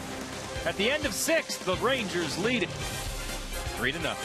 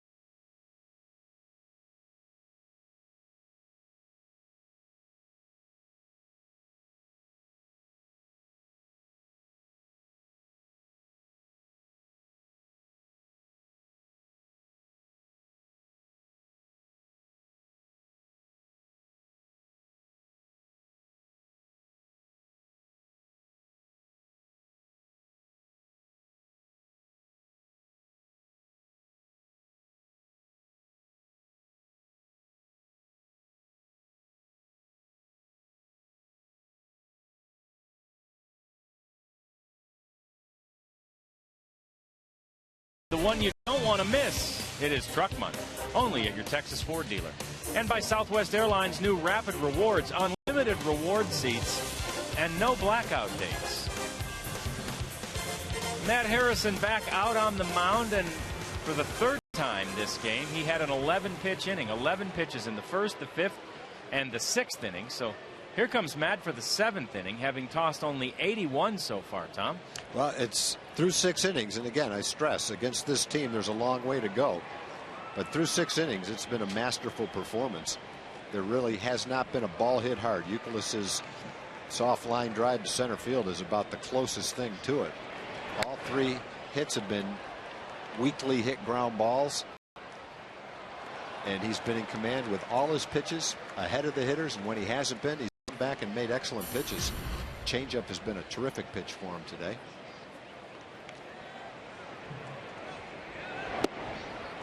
That one's a little inside, so it's 1-1. Youkilis did have that liner to Josh Hamilton last time up in the 4th. He struck out looking back in the 2nd inning.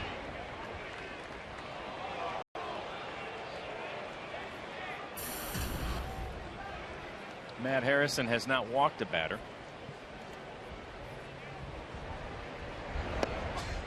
He struck out 7. 2 pretty good pitches right there. Fastball in, changeup away. Youkilis took them both.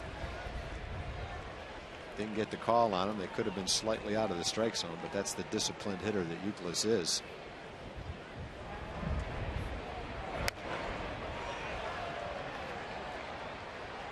And ahead in the count, 3-1. You can tell Youkilis is aware that he's not necessarily going to throw a fastball. He's ahead in the count, 3-1. He's late on a fastball.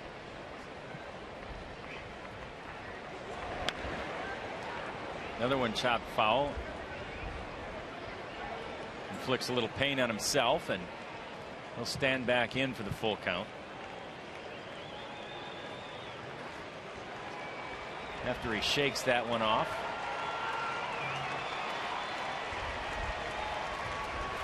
Crowd showing its appreciation for Matt Harrison here.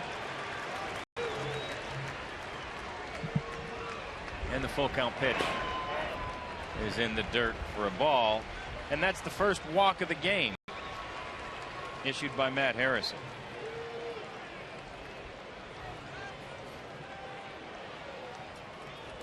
It'll bring up David Ortiz.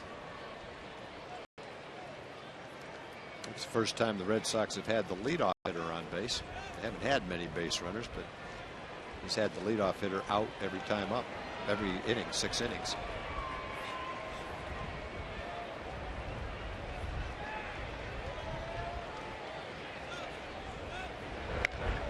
Chop past the diving Michael Young. Youkilis stops at second base. Big Poppy's at first.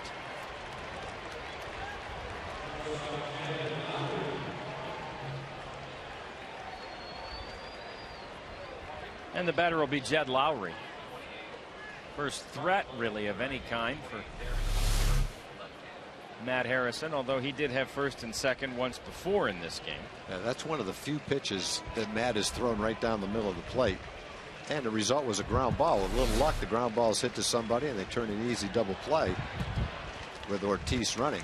And we'd mentioned this before the game started. Matt is a guy that gets a lot of ground balls. His ground ball to fly ball ratio is solid. So you're always one pitch away from getting 2 quick outs. And he's had 1 double play. Donald hit into a double play to end the 5th inning. That's Mark Lowe and Darren Oliver out there working in the Rangers bullpen. A couple of veterans who will be ready if needed. 2 on and nobody out for the Red Sox here in the top of the 7th inning, and the Rangers leading at 3-0.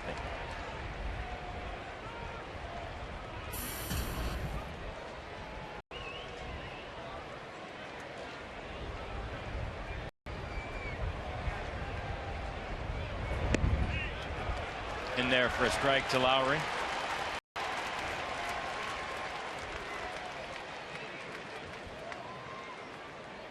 He's another guy who missed a lot of time last year. Missed the first 94 games of the year with mononucleosis.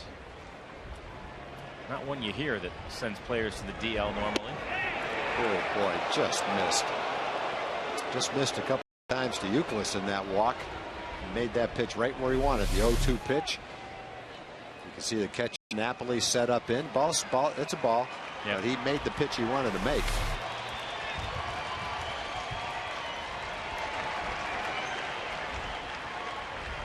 And the 1-2. Grounded at third. Peltre. It's a second for 1. No play at first base. Not a hard hit ball. Peltre had a little bit of a problem getting the ball out of his glove. Big Poppy's making sure that he was out at second base. He was. Good job by Matt. Good at bat right there. He got the ground ball, just wasn't quite able to turn it into a double play.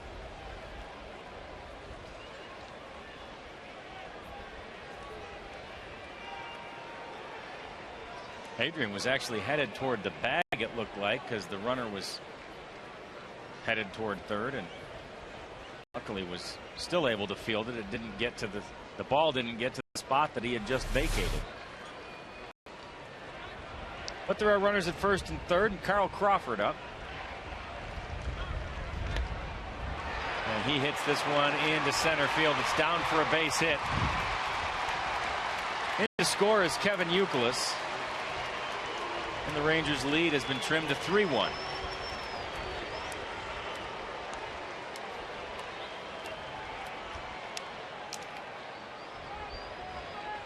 First RBI as a Red Sox for Carl Crawford, and That represents his second hit. He's 2 for 3 today with a couple of singles. And again, that's one of the first breaking balls that was up and out over the plate, and a good pitch for a hitter to hit. Ortiz got a decent pitch, and right there Crawford got a decent pitch to hit.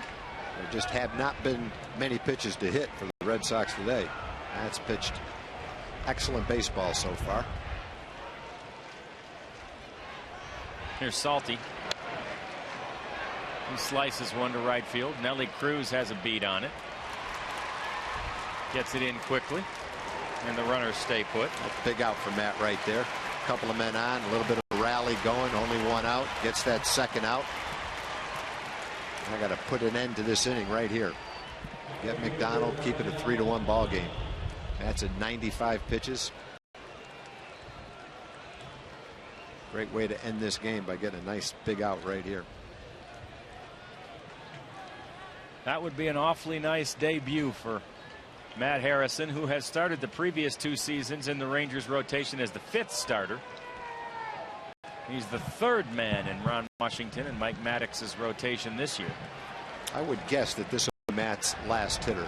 I don't think he'll go back out for the 8th inning, and I doubt that he'll face Ellsbury. That one goes by Napoli, and the runners both advance, so they're at 2nd and 3rd now. Yep, now it becomes even more important to get McDonald right here with a tying run at second base.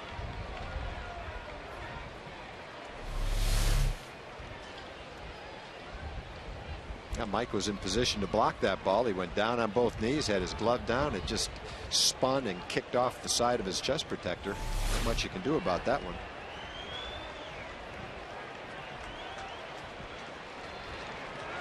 And it's 1-0 to McDonald.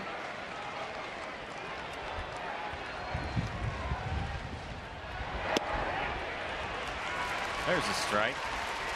91 miles an hour, so Matt has lost none of the velocity.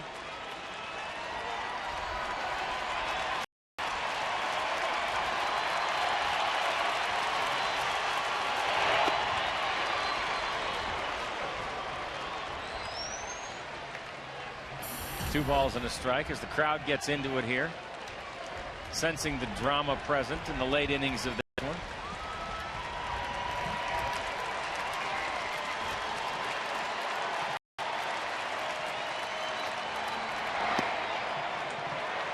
That one's just inside to make it 3-1. And you just sense right now that Matt's just about getting to the point where he's getting tired. He's gotten a couple of pitches up that they've hit for base hits. Command isn't quite as sharp as it was early in the game. He's just trying to battle through with his 100th pitch to get this last out here in the 7th inning. Nice pitch. Strike. Yeah. It's what he's done all day long. Get behind in the count and throw his changeup. McDonald took it. Excellent location with it. And the crowd shows its appreciation for Matt Harrison. Some 50,000 on their feet here.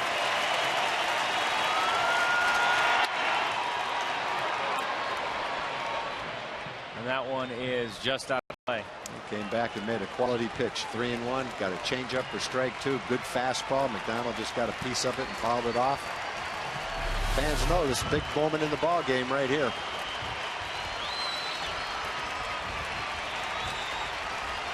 I want to let the Red Sox right back in the game. Close game to begin with. Runs have been at a premium today. Oh, wow. Wow, I thought he was going to make a call.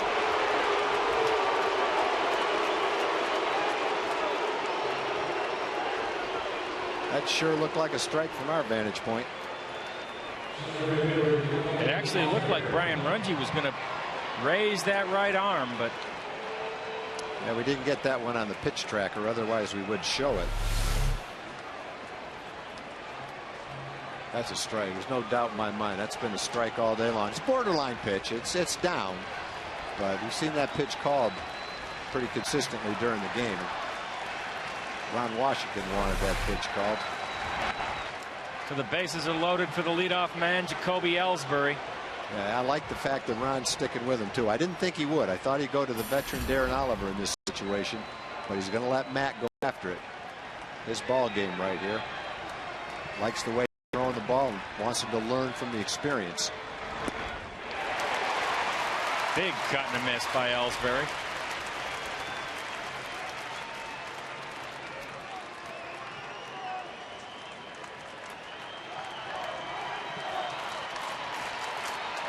And the crowd stays pretty much on its feet.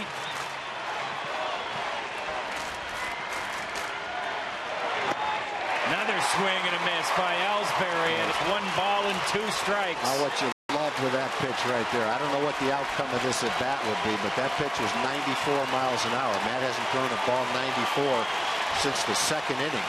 Well, he's reaching back right now for a little bit of extra. He's gotten to the point where he's tired. His manager's showing that he believes in him. Now he's jumped up 1 ball and 2 strikes trying to get the last out.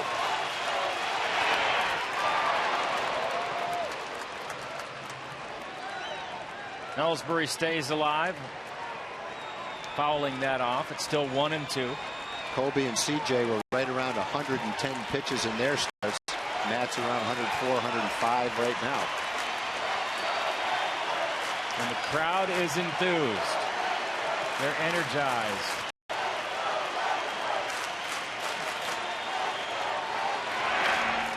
And another foul.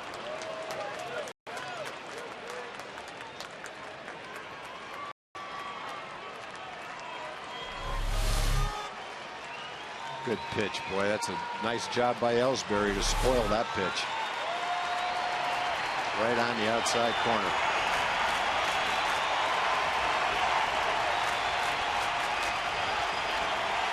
The 1-2 pitch. Swung on and missed. What a way to finish for Matt Harrison.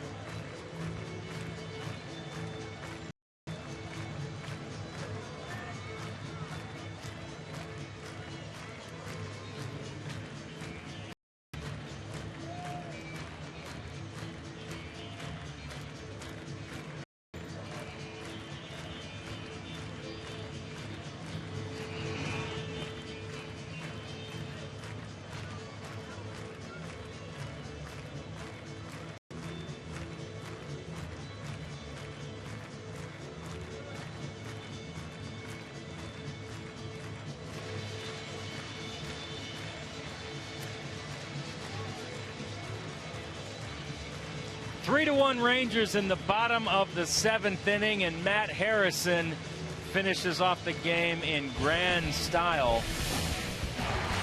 with bases loaded against Ellsbury. You know, we're talking about Matt Harrison and how he prepared himself both physically and mentally in the offseason, and never will you see a better example of that than right there.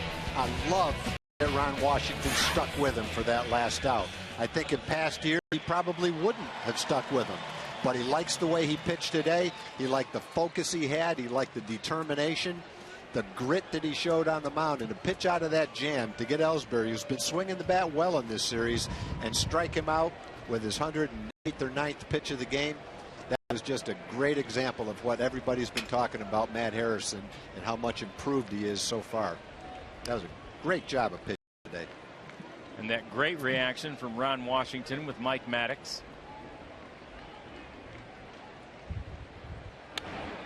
Nelson Cruz on the first pitch from Buckles, sky high. Beltre, that is. And the play is made out there by Jet Lowry. And Nelly will be next.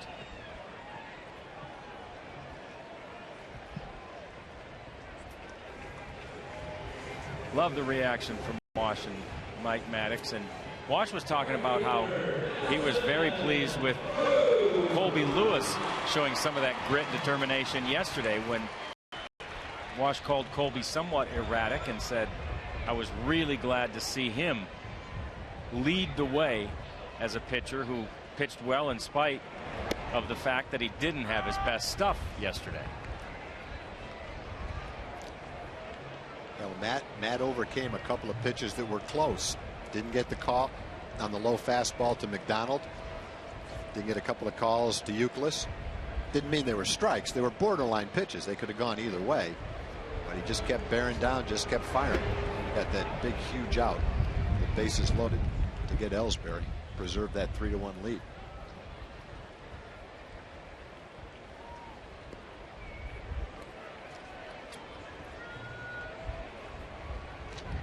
Action now down there in the Red Sox bullpen.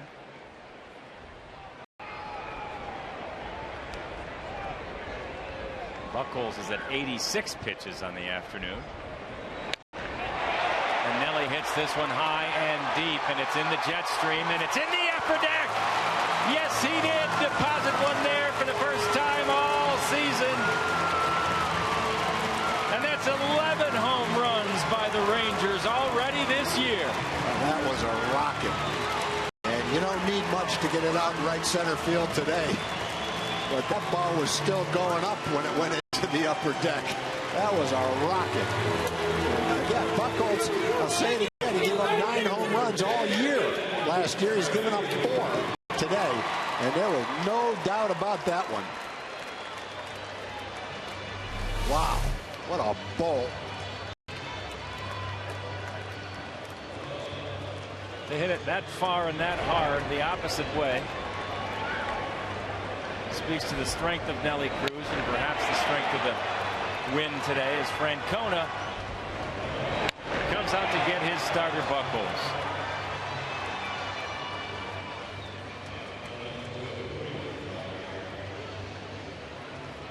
Well, Rangers have 5 hits, 4 of them have been home runs, and we'll see Dennis Reyes again. And look at Ian Kinsler's reaction. Did he just do that? I'd like to see where that would have gone if he got it up in the air a little bit. Yeah. That would have gone halfway up in the upper deck. Yeah.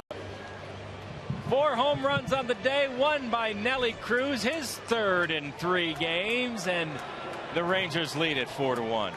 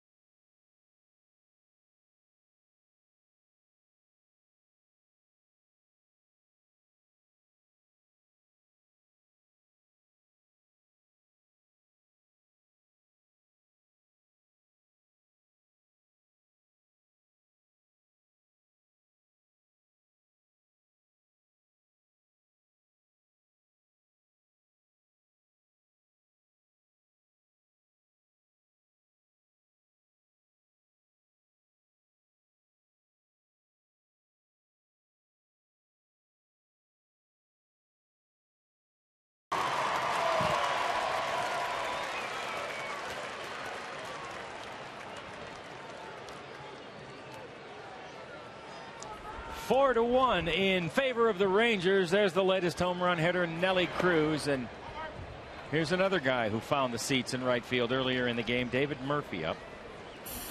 Murph's home run was the first of the game, came in the second inning, and was his first of the season. Nelly's now hit him like Ian has in 3 straight games. It's got to be kind of demoralizing to the Red Sox. They got a couple of walks, a couple of singles, and took about 25 minutes to score 1 run. And the Rangers come right back in 1 pitch. Nelly blasted out of the ballpark to negate that run.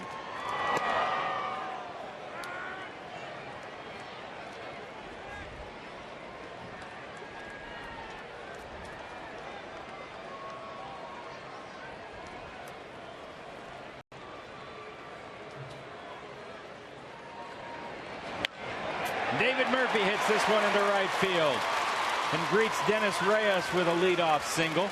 So much for the lefty-lefty matchup. David, over the last couple of years, has shown he can hit left-handers. Got a great opportunity to do it a lot last year. And we check in with Emily Jones. Well, guys, Yorvi Torrealba not in the lineup today, but you've seen plenty of him. If you've noticed, he's the first guy out of the dugout to greet each and every home run hitter today, and he says he loves to bring that emotion to this team. You will see me even in the first inning, you know, if it's something exciting or if we're going to turn a double play or whatever, you will see me fall. I mean, it's just me. It's just, I don't even know how to explain it. So apparently it doesn't matter if he's behind the plate or in the dugout cheering on his teammates. He is going to bring that emotion each and every game, and it's kind of something this team was missing. They didn't really have that rah-rah guy. Not that they needed it, but Yorvi is happy to accommodate. Yeah, he's got a great personality, Emily. Thank you very much. A welcome addition to the clubhouse. And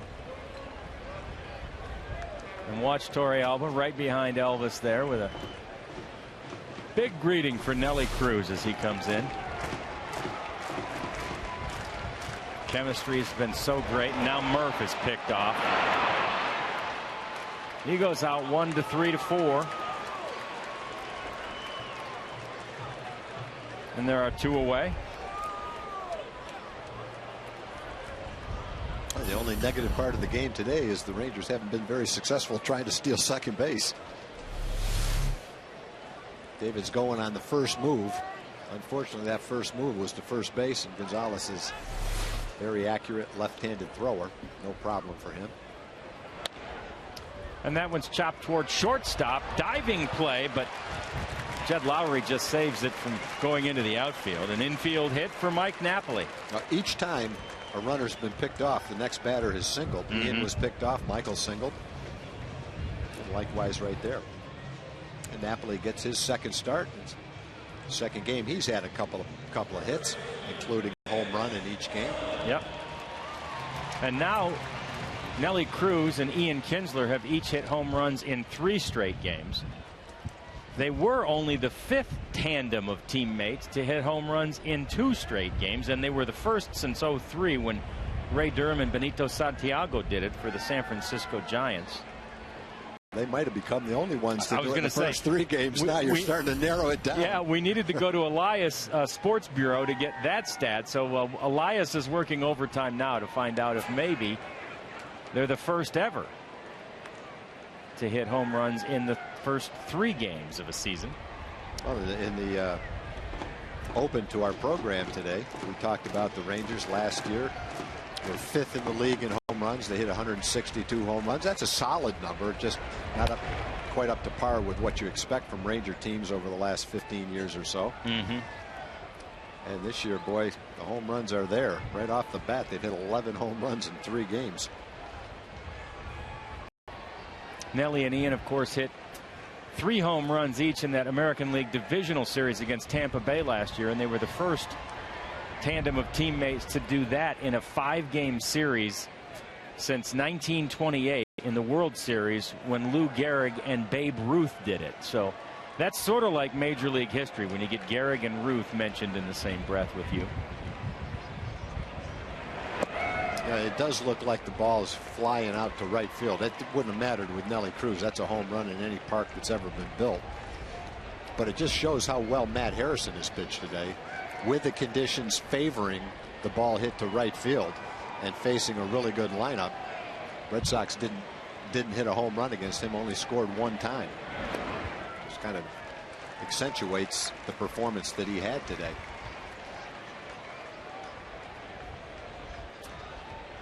Three balls and one strike to Mitch Moreland. Mike Napoli on first base. Andres Blanco in the on-deck circle. And Mitch chops that one foul down the first base line. So it's 3-2. Dennis Reyes in the Cardinals organization last year. Mexican-born player who's got a little over 12 years of major league experience.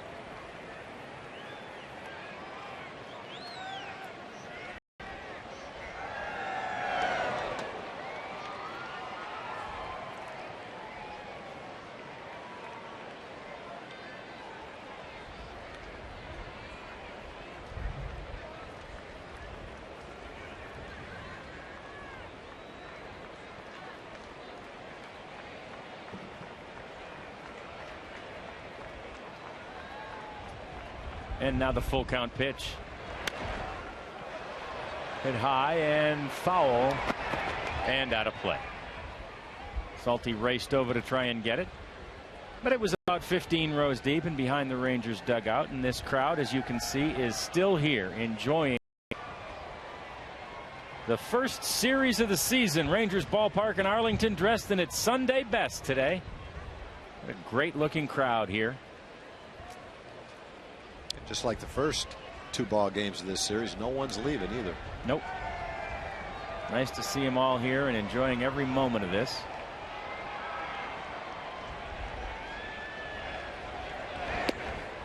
Runner goes, but Mitch is down on strikes, and the side is retired. Nelly Cruz opposite way, and with the help of CeeLo Green, we enjoy it.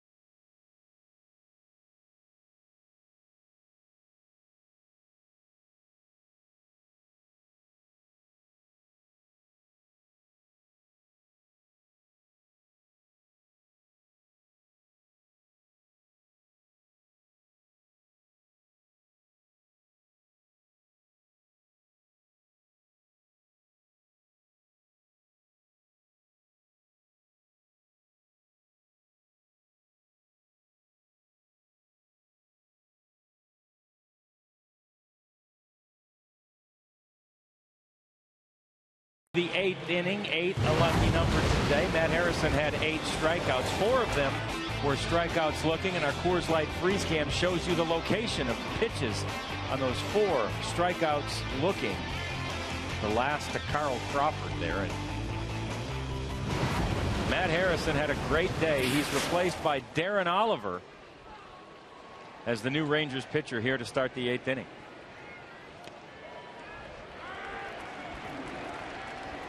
And Ollie starts Dustin Pedroia off with a strike.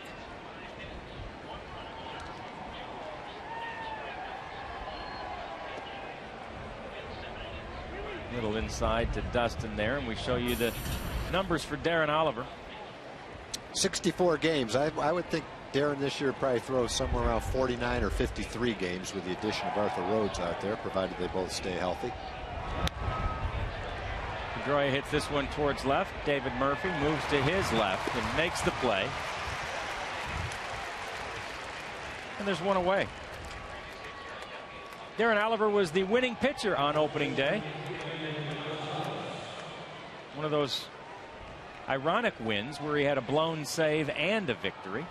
He gave up the home run to Big Papi to tie the game at 5 apiece, but then the Rangers came back and scored 4, and Darren got the victory.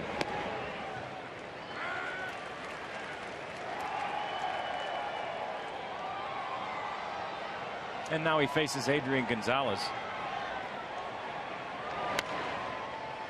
He grounds it to Beltre. A quick bobble, but then makes the play. And we go to Jim Knox. Okay, John, time for the progressive fan of the game. It has to be Jacob. He comes all the way from Gerald, about 30 miles out of Austin, and amongst Red Sox and one Yankee homer. He's here rooting the Rangers on. His very first game. We're going to make it worthwhile. Here's the bag, here's the hat, here's the shirt. Way to go, Jacob. What do you have to say, buddy? I love the Rangers! Take that, Red Sox fans. Take that. There we go. Way to go. Have a good trade back there. Thank you, Jacob. Noxie thanks. It is so fun to quiet any visiting fan, but in this case, the Red Sox fans. And so far, the Rangers have pretty much kept those Red Sox fans silent this weekend. Yeah, they look stunned.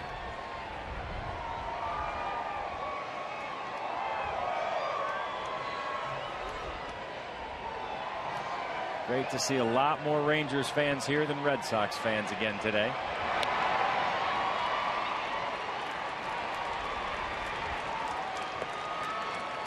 And now Darren Oliver's ahead of Kevin Youkilis 1-2.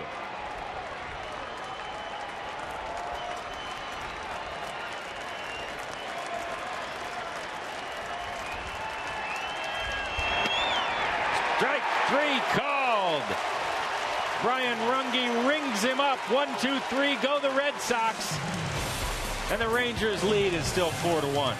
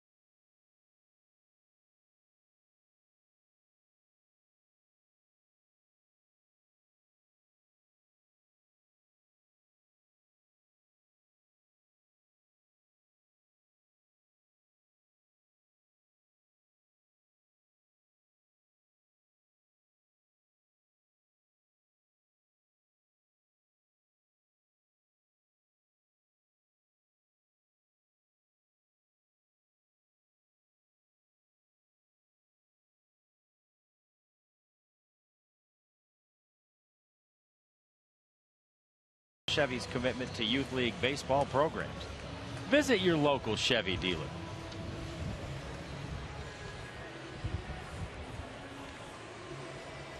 Nelson Cruz with that opposite field home run into the upper deck in right field, becoming just the second right-handed batter to deposit one into the right field upper deck.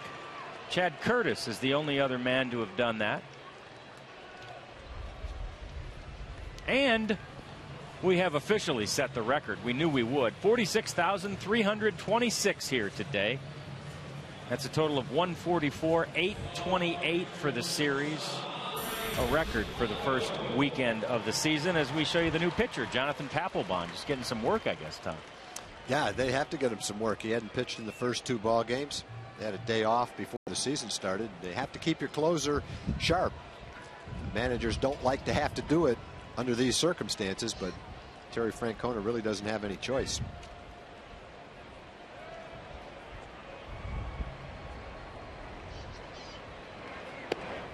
He will face Andres Blanco to start things off here in the bottom of the 8th inning.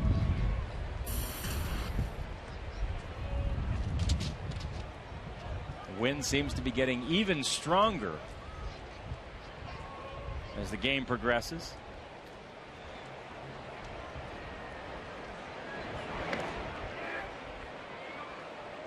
The appeal to third, no.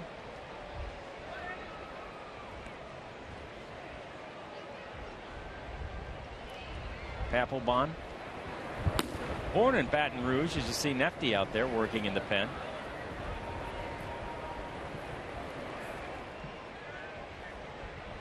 Now he lives in Hattiesburg, Mississippi in the offseason. He's the all-time Red Sox record holder with 188 saves.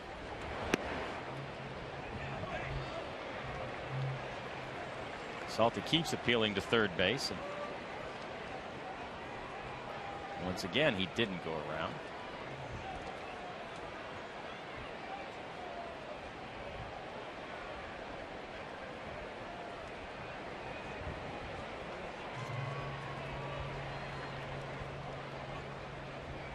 The 1-2 to Blanco. Chopped toward first and beyond. Adrian Gonzalez. Andres Blanco is at second base, standing up. Gonzalez is an excellent first baseman. That was a tough chance. There was a high chopper. He couldn't catch it on an easy hop. He had to try to backhand the tough hop, and he just wasn't able to do it. And Andres, who kind of got robbed of a base hit by Jed Lowry in the 5th inning, gets his first hit, a double.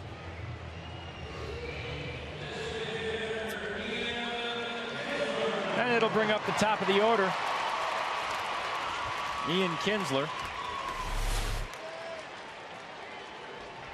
He's had a homer to show for his 3 trips to the plate. He's walked the other 2 times. See how Papelbon chooses to attack or try to attack Ian Kinsler. A little high heat there at 95 miles an hour.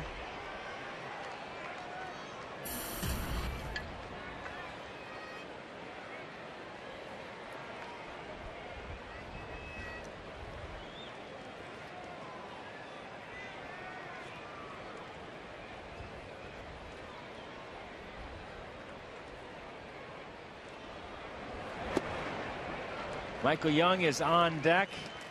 The crowd of 48,326, rather 46,326, is enjoying every moment of this series finale with the Red Sox. Rangers leading it 4-1.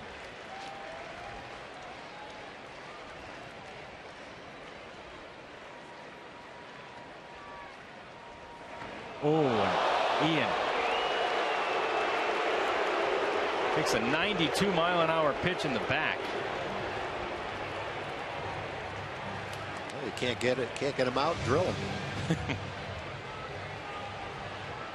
They've walked him twice, they've hit him, and Ian just turns and runs to first base. Right in the shoulder blade. Wow. Who knows? Only Papelbon knows if he threw that pitch intentionally. Chances are he didn't, but under those circumstances, it doesn't look very good. But you wouldn't think in a close game he'd try to hit a guy and put 2 men on base. Ball probably just got away from him. They are at first and second, though, for Michael Young, and Papelbon's first work of the regular season. There is nobody out. And one of the most consistent hitters in the game at the plate. Rangers already have a 3-run lead, and now a chance to increase upon that. Here's our Brown Hand Center. Great hands play of the game, and it was the first ball hit in the game, and it was hit to Michael Young, who hadn't been at second base since September of '03. He barehands it and makes the play. The retired Jacoby Ellsbury, and that is our Great Hands play of the day, brought to you by the Brown Hand Center. Now Michael is at the plate.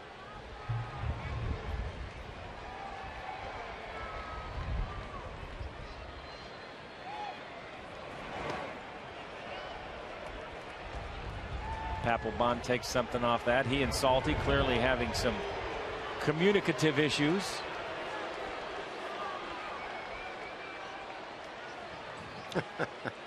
Red Sox dugout yelling at Brian Runge to get some help. Did he swing? So he did, demonstrably.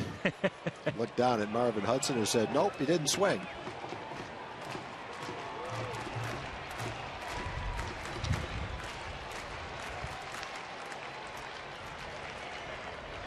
And the 1-0 pitch to Michael Young.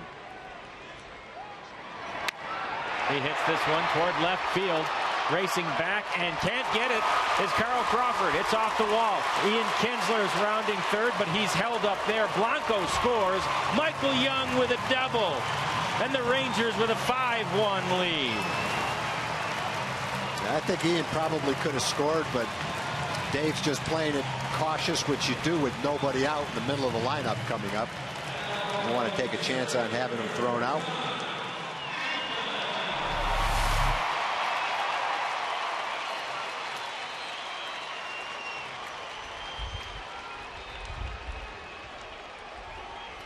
Felice is warming up. It's not now a save opportunity. Yeah. And in the first game, Ron brought him in a 4-run game. Hard to tell what this game's going to end up. It's a 4-run game right now, but the bases are loaded, nobody out. Yeah, and Josh Hamilton is being walked intentionally again. Second straight day in which this happened, with Adrian Beltre in the on-deck circle.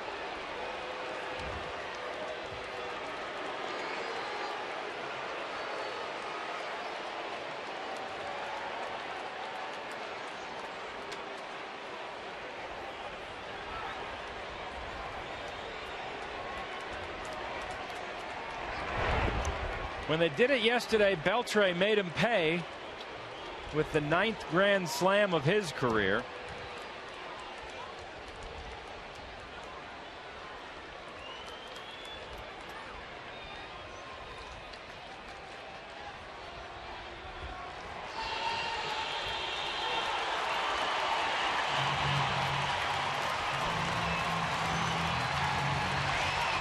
So the bases are loaded with Rangers. And this is what happened when this same event took place yesterday. 9th career grand slam by Adrian Beltre. All part of a 6-run inning for the Rangers, where they broke open a 3-3 tie.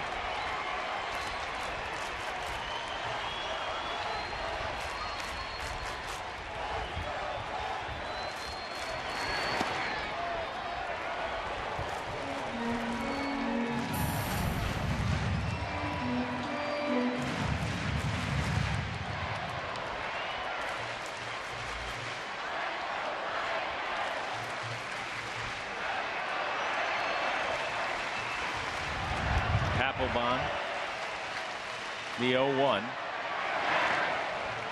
in the dirt, and everybody stays.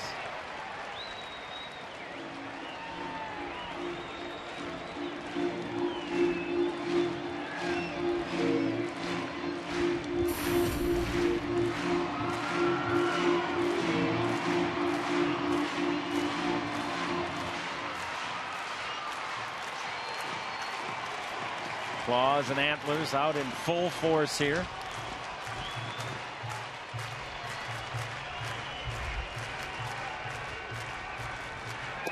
Swing and a miss by Adrian.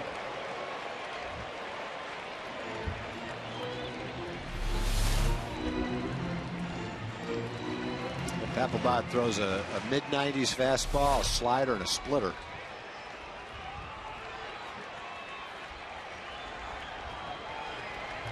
Danger with a splitter is that you bounce one in, it gets by the catcher. Bases loaded and nobody out. But a 1-2 count to Beltre. And that one's fouled out of play. To the club level.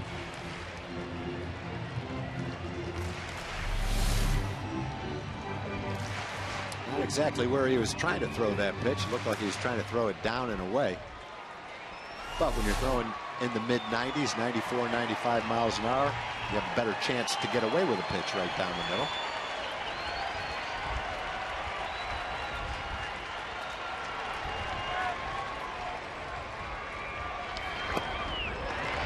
That one's low for a ball, and it's 2-2. Papelbon's coming in just to get some work in. He's thrown 18 pitches.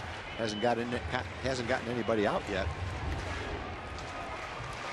Getting more than he bargained for against this hot-hitting Rangers team. Red Sox have an off day tomorrow. They go to Cleveland after this.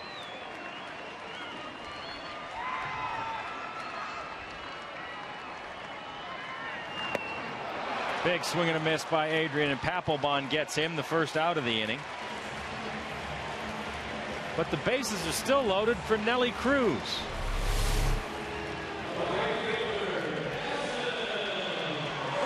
Who last inning became just the second right-hander ever to deposit a ball in the upper deck of right field here. Went the opposite way. Hit it in the jet stream and hit it a long way. It was still on the way up when it found the upper deck.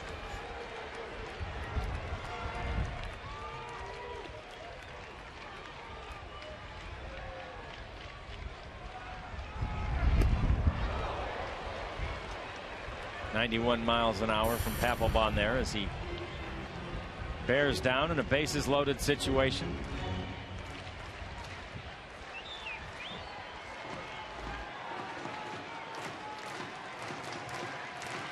Rangers trying to pad a 5-1 lead. Trying to make it 3-0 to start the season for the first time since '09.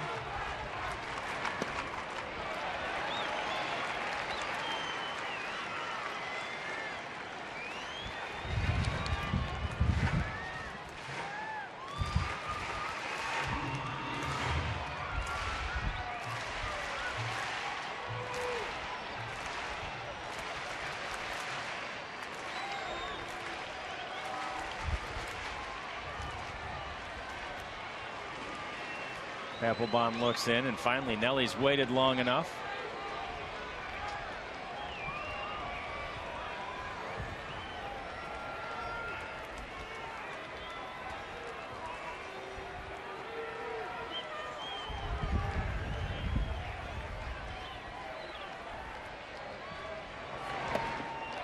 And that one is low for a ball, so it's 2 balls and 1 strike. The Rangers have a chance to make it 10 wins in the last 12 games against the Red Sox here at Rangers Ballpark in Arlington. Not only have the Rangers won 8 of the last 10 from the Red Sox overall, but they've won 9 of the last 11 here at Rangers Ballpark. Last couple of years, 09 and 10. Texas has done a really good job against this Red Sox team. They were just 1-9 against the Sox back in '08, but since that time they're 15-6 in the past couple of years and couple of games. And the 2-1 is outside, so it's 3-1. That was a strike. Okay, I thought it was outside. Brian Runge didn't.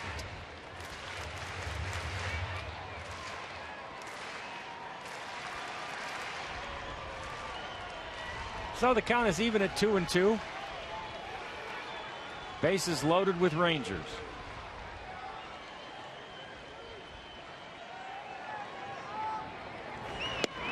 And he goes down swinging. Well, Papelbon got the bases loaded, and he's bearing down now to Beltre and Cruz. Got Beltre on a mid-90s fastball, and nice slider right there to get Nelly. Bases loaded, no outs, 2 strikeouts.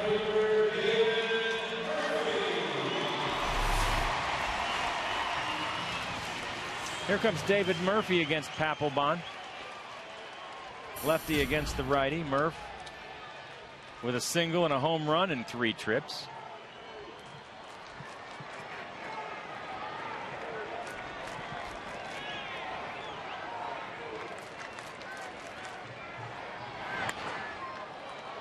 He pops that one foul and out of play. Oh, little guy came flying into the picture and almost made the play. Had his glove on too. I like that. Kid actually stepped on Jim Knox to try and make that play.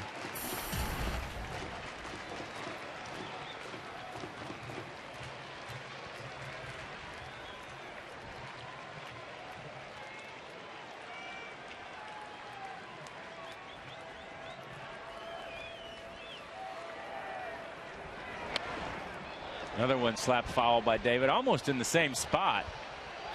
And we go back to the 2nd inning and see how David Murphy got the Rangers on the board. Hit a very tough pitch into the first row of the home run porch. And the Rangers had a 1-0 lead on Clay Buchholz. They've added 3 more home runs in the game and now lead it by a score of 5-1. The little boy that just missed catching the ball just caught the next one. Did he really? 2 pitches later. And there's another strikeout. David's down on strikes. Papelbon strikes out the side after loading the bases. And we're headed to the 9th inning.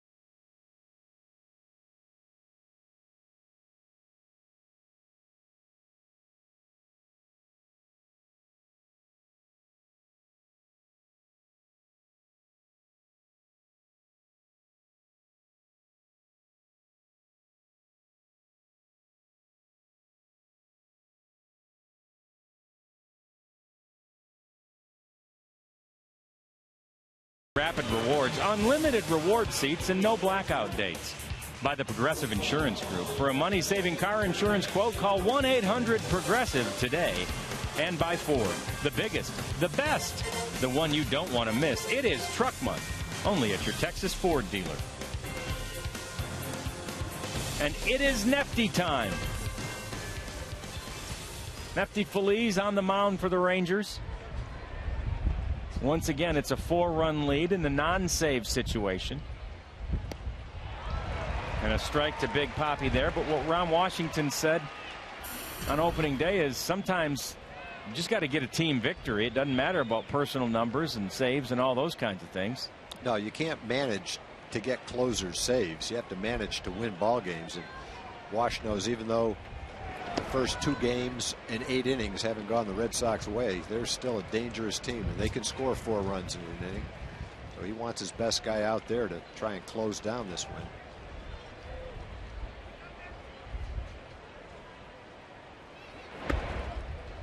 As Tom mentioned, Wash said that he would have inserted Pedro Strop into the lineup on opening day if it had been a 5-run lead. So we presume that similar logic would apply today.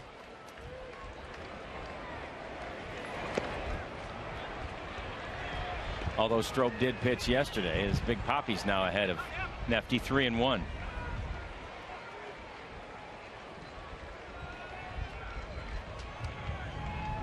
Jed Lowry's on deck. It's the 5, 6, and 7 hitters against Nefty here in the 9th inning. And Big Papi powers this one into straightaway center field. Going back to make the play, though, on the warning track, and just in front of the wall is Josh Hamilton. Hit it well, not quite well enough, though. Josh had that one well under control. Feliz comes back from the 3-1 count, gets the first out. Even though it's a 4-run game, you love to get that leadoff hitter. Nothing but a loud out there as Jed Lowry steps in. Big Papi thought he got that one. I'm not sure the wind did much to help him on that one, though. I think it might have blown that back a little bit. Yeah, it was one of those that got high in the air, and the wind may have had a bit of an effect on it. Strike 1 to Lowry. Reached on a fielder's choice in the 7th.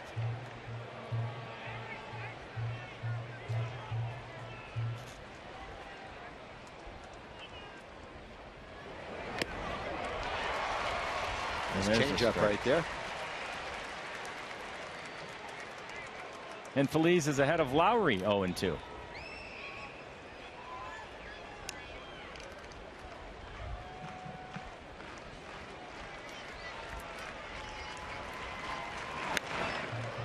He hits it high in the air to center field. Josh Hamilton going back again. And makes the play in medium deep center field. Let's say hi to Dana Larson on the set of Rangers Live. John, coming up after the game, we're going to talk a lot about home run derby here at the ballpark and Matt Harrison's impressive debut. We'll also tell you why Derek Holland is going tomorrow rather than Alexi Ogando as we get you set for the Mariners coming to town. So lots to get to coming up right after the game. John, Tom, back to you guys. Dana, thanks very much. Look at the Brooms. They are out. The Rangers are 1 out away from a series sweep on the opening weekend of the baseball season against the vaunted Boston Red Sox, the team who Sports Illustrated predicted would play the San Francisco Giants in the World Series.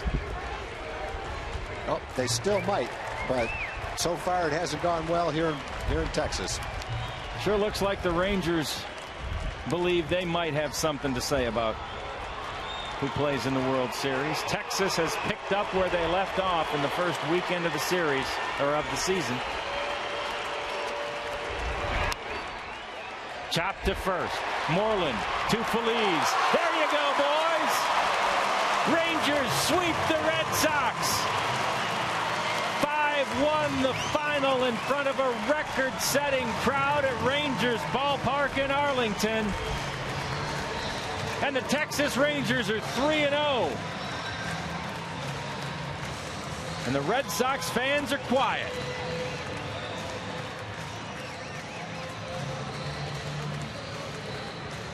It was a great series for the Rangers. Got tremendous pitching today from Matt Harrison. They had the long ball working in all 3 games. They beat one of the best teams in baseball, and they did it convincingly in all 3 games. They did indeed. The Rangers are 3-0. The best start to a season is 7 straight victories back in 1996. And you know what? You can't win 7 if you don't win the first 3. For now, the Rangers are just going to bask in the glow of an afternoon victory over the Boston Red Sox. 5-1 the final. And Rangers Live is headed your way next from here.